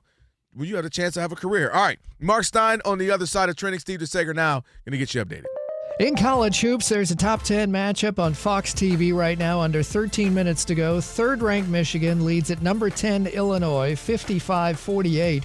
Earlier, number 21 Miami, Ohio stayed the only undefeated in the country, 29-0, after winning on a last-second layup at Western Michigan, 69-67. Late night in the NBA at Detroit. Cleveland still leads the Pistons, 98-91, under 7 minutes to go. And for the Cavs, Donovan Mitchell is out again with a strained groin, and James Harden is out again with a broken thumb. At Boston, the Celtics are shooting 69% from the floor and lead 117-83 over Brooklyn with about 10 minutes to go. Jaylen Brown of the C's 28 points. For the Nets, this would be their 7th straight loss. 8.5 minutes left in the third. Knicks still blowing out the Bucks at Milwaukee, 88-67. Jalen Brunson, 25 points for the Knicks, most of that in the first quarter. Memphis leads at Dallas, 56-40 late in the second quarter. For the Mavericks, Cooper Flagg still out with a sprained foot, missing a 6th straight game. The late game about to start. Oklahoma City, 45-15, hosting Denver. Shai Gilgeous-Alexander of OKC returning tonight. He missed 9 games with an abdominal strain. Miami Heat guard Norman Powell will miss at least a week with a strained groin. Sacramento's Keegan Murray out with a sprained ankle. He'll be reevaluated in 2 weeks. Among the 4 NHL games, Buffalo Sabres now lead 2-1 with 8 minutes to go in regulation at the Florida Panthers. The Dallas Cowboys officially franchise-tagged wide receiver George Pickens, so he's due to earn over $27 million this coming season. The deadline for teams to tag players is Tuesday. The Packers' new special teams coordinator is Cam Acord from the Giants, and the NFL's new salary cap is officially over $300 million per team for the first time. Last season, the cap was under $280 million. The league's free agency period begins on March 11th. The Mets' opening day starter will be Freddie Peralta, acquired from the Brewers. IndyCar season starts Sunday on Fox TV on the streets of St. Petersburg, Florida, and NASCAR's in Austin, Texas this Sunday on Fox TV. Back to you. Steve, thank you. Have a great weekend. It is the Odd Couple, Rob and Kelvin on a Funky Flashback Friday. Joined now by Mark Stein, NBA correspondent. He's at the Grizzlies and Mavs game right now. And, of course, that's why I'm glad to have him on, because I want to ask him about something about that. Mark, what's going on, man? How you doing? After that update that my Sabres lead against the Panthers, I'm great. All right, there you go. Yeah, keep hockey alive. Wait a minute. The Sabres, you're from Buffalo? I'm a Western New Yorker. Wow. I was just at Syracuse. I just spoke at Newhouse. Very nice. Okay. Yeah, no, I'm actually going to be in Buffalo next week to see my Sabres. We're ending the NHL's longest playoff drought this year. So, all right, wow. Good times. How many years has it been? I don't even know how long this has been. Don't make me say it out loud. 14. Has it been 14 years? Wow. And you know what? Rough. In the old days, I was covering St. John's basketball, and my first road trip was to the Ord in Buffalo. I think Niagara was playing St. John's at the Ord. How about that? That is impressive. You just scored some major points with me in my personal rankings. Oh, nice. The Ord in Buffalo. You have to be there. Well, that's a highlight for you there right now. Your team's doing well. Let's go to a non-highlight. That's the Grizz Mavs. You're there. Two teams, obviously not the season they hope to have. Everybody's talking about tanking. What is Mark Stein saying about tanking? Well, look, this is my 33rd season, and, in the 80s when the lottery was instituted, I was a high school kid obsessed with the NBA. So, I've been hearing about tanking my whole life, as long as I can remember. Right. I was in high school when Houston had Ralph Sampson and tanked their way to Hakeem Olajuwon, and that's what led to the lottery. And then somebody named Michael Jordan was taken third in that 1984 draft. So, look, this is something the NBA has been trying to figure out for more than 40 years. I think Adam Silver even admitted it at the All-Star game. They've made 5 tweaks to the system by his count. They flattened the lottery odds in 2019. They added a play-in tournament. They've tried all these things, and nothing really works because this is basketball. And when you have a draft like we're going to have in June with 3 players at the top of it and then 5, 6, 7, maybe. I hear scouts talking about maybe 10 guys, not franchise players, but all the way to 8, 9, 10. There's going to be good players in this thing. Teams, they're going to be drawn to that. And, this is the system that we have. And, look, the tanking talk this season has been louder than ever for longer than, it started before Valentine's Day. But Mark, I hear you. I know it's been around forever, but I think there's a couple things. So you're buying tickets for $300-$400. They're not playing guys in the fourth quarter. It's disrespectful to fans, and I could fix it. Because what I would do is the team with the worst record is guaranteed not to get the first pick. How about that? Where you have to play for something. You can't, you know what I mean? You're not going to get the first pick. Look, I'm in agreement with you. I'm not trying to discount it. I believe me, the Mavs are in a stretch right now where it's a 4-game stretch where they played Indiana and Brooklyn on the road. And tonight is the second game of a back-to-back. Last night was Sacramento was in here. Memphis is in here. That's 4 straight games where neither team wants to win. That's the truth. Neither of these teams wants to win. So, look, I don't know that this is the perfect fix. My favorite counter would be to institute basically what I call the 27-win rule. You've got to go 27-55, which is basically winning a third of your games to have maximum lottery odds to get the number 1 overall pick. So if you're a team like Sacramento, which has won 14 games, I think, you would go to the bottom of the order because you didn't at least win 27. See, I'm with that. The idea is you got to show some level of competence to win the lottery, and maybe that would make teams try harder for longer, deeper into the season. But look, I'm not going to sit here and pretend that that's just going to fix everything. Whatever fix you propose, it's going to create new issues. That's the reality. Yeah. He is Mark Stein on with the Odd Couple. Fix the Lakers. They can't be fixed. Nobody wants to play D. That team is bad. Where are you on the Lakers? I honestly feel like a lot of the talk this week has been ridiculous. This team has no point of attack defense and has no roster balance, and they knew it going into the season. And I think really what you're seeing now is this is a team where everybody except Luka and Austin Reeves knows realistically they're not in the future plans. And that's why they're in this predicament. And this week it's been like Luka has been, all this talk about he's not this, he's not that. And I'm listening to it in disbelief. Like this roster had no chance in this. The only way the Lakers were going to be good this season, the only way was if LeBron, Luka, and Austin Reeves formed this offensive trio that just blew people away. And it's clearly not. It's like they don't work as an offensive trio. They've also barely played together as an offensive trio because of injuries. And I think if you really look at it, when Luka and Austin Reeves were the duo early in the season, they actually looked really good. Yeah. But this the talk that we're hearing now about, I just feel like, it's the Lakers, and so everybody loves to talk about the Lakers on their show. Right. But the analysis this week, to me, I've truly been baffled by it, to be honest. I mean, we sit here and watch him, and we had a conversation about it. I said, man, this roster is not constructed to compete with the NBA now. The NBA is a bunch of young teams, at least the good ones. They got a lot of guys. They got a lot of guys that play defense. They can shoot, pass, dribble on the other end, and they're just not that caliber of a team right now. And look, this summer they will This summer they'll finally have the flexibility to build a team around Luka. Yep. If next season's team struggles like this, then we can have this conversation. But living in Dallas, I watched Luka Doncic take a team to the Western Conference Finals that was playing Reggie Bullock nearly 40 minutes a game in the postseason, and they went to the conference finals.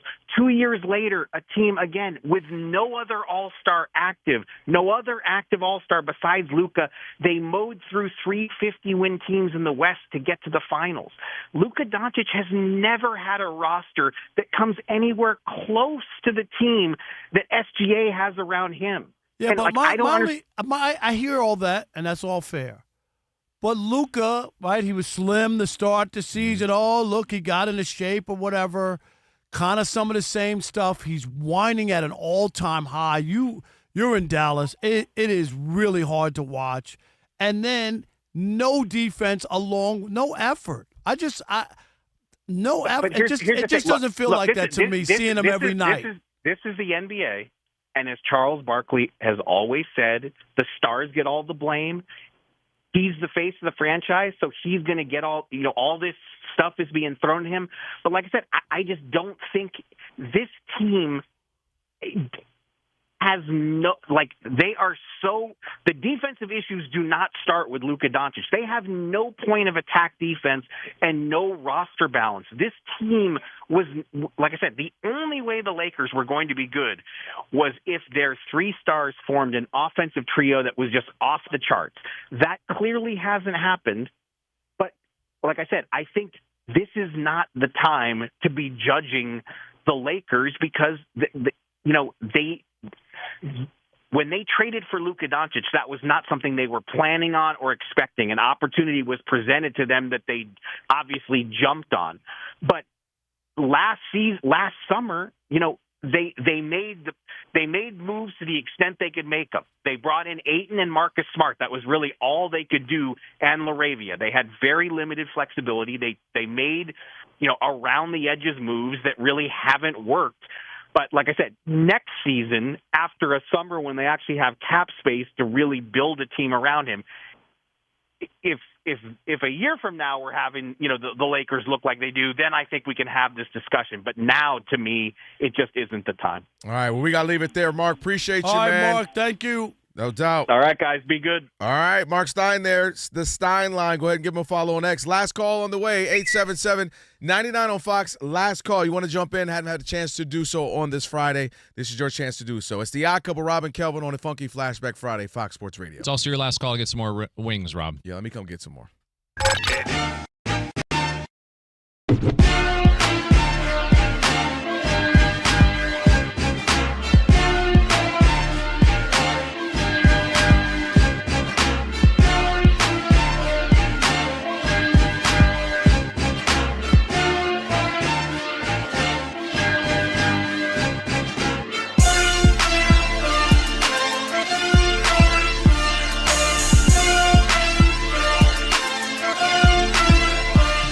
Because according to Joe Lacob, Draymond Green is a core person in the Warriors franchise.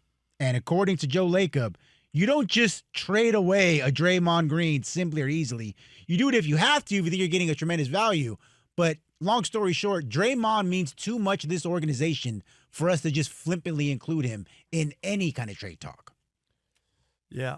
You want to go first on this? Well, yeah, I'll just say it doesn't surprise me. Kind of with something you were alluding to, they have made all concessions for Draymond. Draymond has been the guy who's said things, who's walked off of benches, who's punched people, who's had to apologize left and right. But I think they're okay with that. They have made up in their minds that while Steph Curry sells jerseys, he sells popcorn, people come to see him, they know inside and out how vital Draymond is for that organization. And I think when you look at a guy like Steve Kerr, who played with the Bulls, who's from the 90s era, who got socked by Michael Jordan, I think he maybe has a mindset, Rob, of a little sock ain't nothing to it. A little punch here and there. Hey, Michael Jordan punched me, I punched him back, and I earned his respect. And I think they have just made up their minds that he is kind of that lifeline for them. Steph's our best player. He gets our offense to go. He's the sexiest player. People buy tickets for him. But Draymond is what gets us going. Draymond is the guy in the locker room. When something needs to be said, we'll say it. We talk about it all the time. Why wouldn't Steph Curry speak to Draymond, step up? Why wouldn't he challenge him? Why wouldn't he speak to this thing, this situation? That's just not his makeup. And I think they've realized they need that type of guy. Whether Kelvin Washington likes it, Rob Parker likes it, they feel like in their locker room, he's their guy. And I also believe Steve Kerr being coached up under Popovich and specifically Phil Jackson, where Phil Jackson would say, hey, everybody's a little different. I'm going to have to treat Shaq a little different than I treat Kobe. I'm going to have to treat Dennis Rodman different than I treat Pippen or Jordan. Rodman, I'm going to let you go to Vegas for a few weeks. I would never let somebody else do that. But go ahead and have you a few hours, a few days in Vegas because I know what you mean to this team. I know how vital you are. We're going to need you. So I think he comes from that school of thought. But they have locked in with Draymond. We've seen instances where you would think a coach would yell back at him, would suspend him, would fire, well, not fire, but, release him. And they haven't. And I think they've realized they've locked in. And he's the guy that, wrong or right, within our locker rooms, within the confines of this team, he is absolutely our leader. He's our best defender. He's the engine that gets us going. And I think they've just signed their name in blood with Draymond. I couldn't disagree more. And I think the reason that we'll never look at the Warriors in the fashion that we should have looked at them will be because of Draymond Green and actually the damage that he's done. You could have all the Draymond Greens you want without Steph Curry. You're not winning the championships or Kevin Durant. I don't care what he does, the dirty work and yelling at people in the club locker room. That all sounds good when you got a couple superstars knocking down threes from all over the court. He single-handedly cost the Warriors 3 championships. I don't care what anybody says. Getting suspended for that Game 5, right? That probably, if he plays in that game, that was when they were up 3-1. And the Warriors have on their record the biggest choke in NBA history. No team in NBA history had ever choked down a 3-1 lead. Thank you, Draymond Green. And after they lost, they begged Kevin Durant to show up in the Bay Area to rescue them. And guess what Kevin Durant did? He came and he rescued them. And he won 2 championships. He wasn't on the bus like Draymond Green. He was driving the damn bus and won 2 finals MVPs and was the best player without question. He took Steph's lunch money and his team when he showed up in the Bay Area. I don't care what you say. Oh, Steph was, acquiescent to KD and all that. No. If you're that guy, I don't care who shows up. I'm always going to be that guy. No matter. I can have complimentary. KD was the best plus. player on the team. He was the best player. Everybody knows it. And then he calls him the B word on national television and says to the guy, we won without you, we don't need you, and all that kind of stuff. And then they go and win another championship without KD. And guess who's the young guy who was supposed to be a part of the second wave with the veterans and the young players that they had drafted, and they were going to have this continued run and maybe be the San Antonio Spurs and have a 20-year window, right? And he sucker punches Jordan Poole.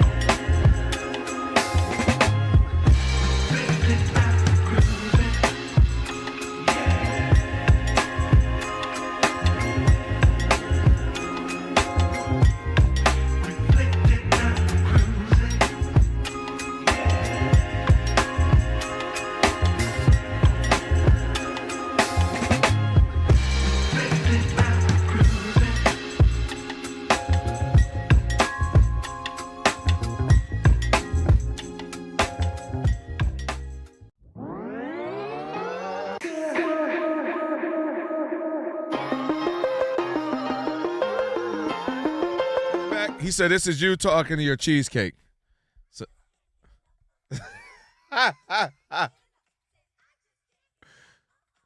yeah, I ain't gonna lie, cheesecake. That cheesecake, That sounds especially good right from now. across the street, Alex. God. Even you know that. Yeah. No, I'm thinking about. I'm like, Shay? Oreo cheesecake. Come or on. the vanilla God. bean. Vanilla God. bean. Oh, God is right. Tonight might, because I'm feeling a little. You feeling crazy? Some wings? Yeah. Well, I didn't go too crazy in the wings. I don't know. Maybe should I do a little vanilla bean? You're- this I mean, month? better you got do whatever the you need month to do whatever because you got want. 2 more days. I got 2 Rob. days. It's now or never. It's now or never. No Yeah. side of milk. With vanilla, white milk. Wait, Yes. milk with cheesecake? Oh, yeah. Yeah. Oh, yeah. Too much milk The and dairy. chinchilla My needs God. to- I need to wash it down. Yeah. The I chinchilla need gets Monday too to come sticky. fast for you. Monday's gonna be fast, and I'm This gonna is be in just here. I'm crazy. gonna be feeding out the first few days. Oh, Yeah, you're you going to be will. tweaking, Rob. Because I'll be like, The first person who Right. calls and says something, Rob. right, you know, I'm gonna go off. You're gonna be like, Yeah. oh, that's that He sugar. gonna be on he the ain't, got, edge, no, he ain't got boy. no sugar. Don't drive next to him. He's got road rage. I'm gonna be Oh, let's just apologize now. It's just Yeah. the worms. It's I'm- not this Rob. is because the I'm worms. trying to Sorry. do like for breakfast. Like I'm gonna do like 1 egg, What? 1 egg, Stop. Okay, just and one. a little salad. That's Okay. it. That's my That's breakfast. unusual For breakfast, you eat That's- salad? That's a little unusual. Yep. What That's kind weird. of salad? We just doing an Put ice dressing on there? With just a little dressing, Okay. a little Caesar dressing, right? Okay. 1 carb is the Caesar, so Okay. I can Okay. do that. Okay. And not iceberg lettuce, but you know what I mean. I'll do. Some arugula? No, he not going. Kale? He not. He'll never kale. No, like what do you? Spring mix? spring. He'll do Spinach? spring mix. He'll do spring No, mix. keep going. Romaine? Romaine. There we Just go. no butter lettuce. We're No, staying no. away from butter. Okay, so we'll do the romaine Okay. with a little Caesar. Okay. I'll have an egg, Okay. and that's when I wake up. Wow. Then at around 10, Okay. I'll get a little He's thought tuna about this fish. so much. I know what. Then I'll have my tuna fish Okay. at 10, so that'll hold me over. And then I'll do something for lunch, some baked chicken or something like that, Mhm. right? Meat, cheese, and mayo? And then that's in the afternoon when I'm here, when I need something This to little hold snack. me over. Yeah. Okay. And then for dinner, what I'll do is I'm going to do like baked fish, Oh yeah, that's good. right? And then what I do a lot, I eat a lot of steak and lamb chops. Mm-hmm. So now that's just going to be my Saturday and Sunday meal, like That'll be your dinner. you know what I mean, for dinner. Wow. And then during the week, I'm just going to do either baked chicken or grilled fish. Wow. And I'm going to do that for 4.5 months. I'm telling you, I'll lose 40 pounds. I'm not, dude. We sit next Cut to you. the sugar out and no more. That's Everybody it. see me with the big drinks? That's it. This is done, and I'll just do more water, and then when I want a little taste, the diet iced tea. yeah. You remember that? I stopped Yeah. the soda. This bloats me. Yeah. I'm going to do that. All right, Okay, Rob. we got you. You holding on to it right This now. might be the time, though, it stays off. And right? I did get yes. No. And I did.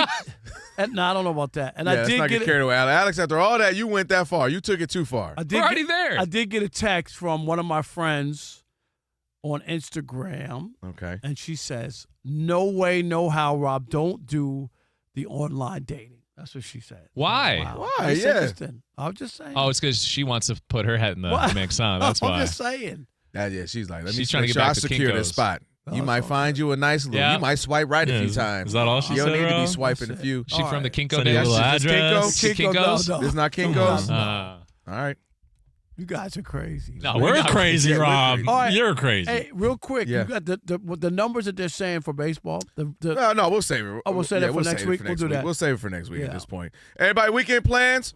I'm going. Me and the wife. We had a little date night comedy show, little thing. So I'm get away off from the Monday. kids. Is that tonight or tomorrow? Tomorrow night. Tomorrow night. I'm off Monday, Tuesday. I'm going up to the Salton Sea to see some Obsidian Rocks. Really? Yes. Say that What about 10 times igneous? fast. Salton What Sea, about- Obsidian Rocks? What about igneous rock? Can you say that? I don't know. Yeah. Okay. Hit the. No, what are you talking about?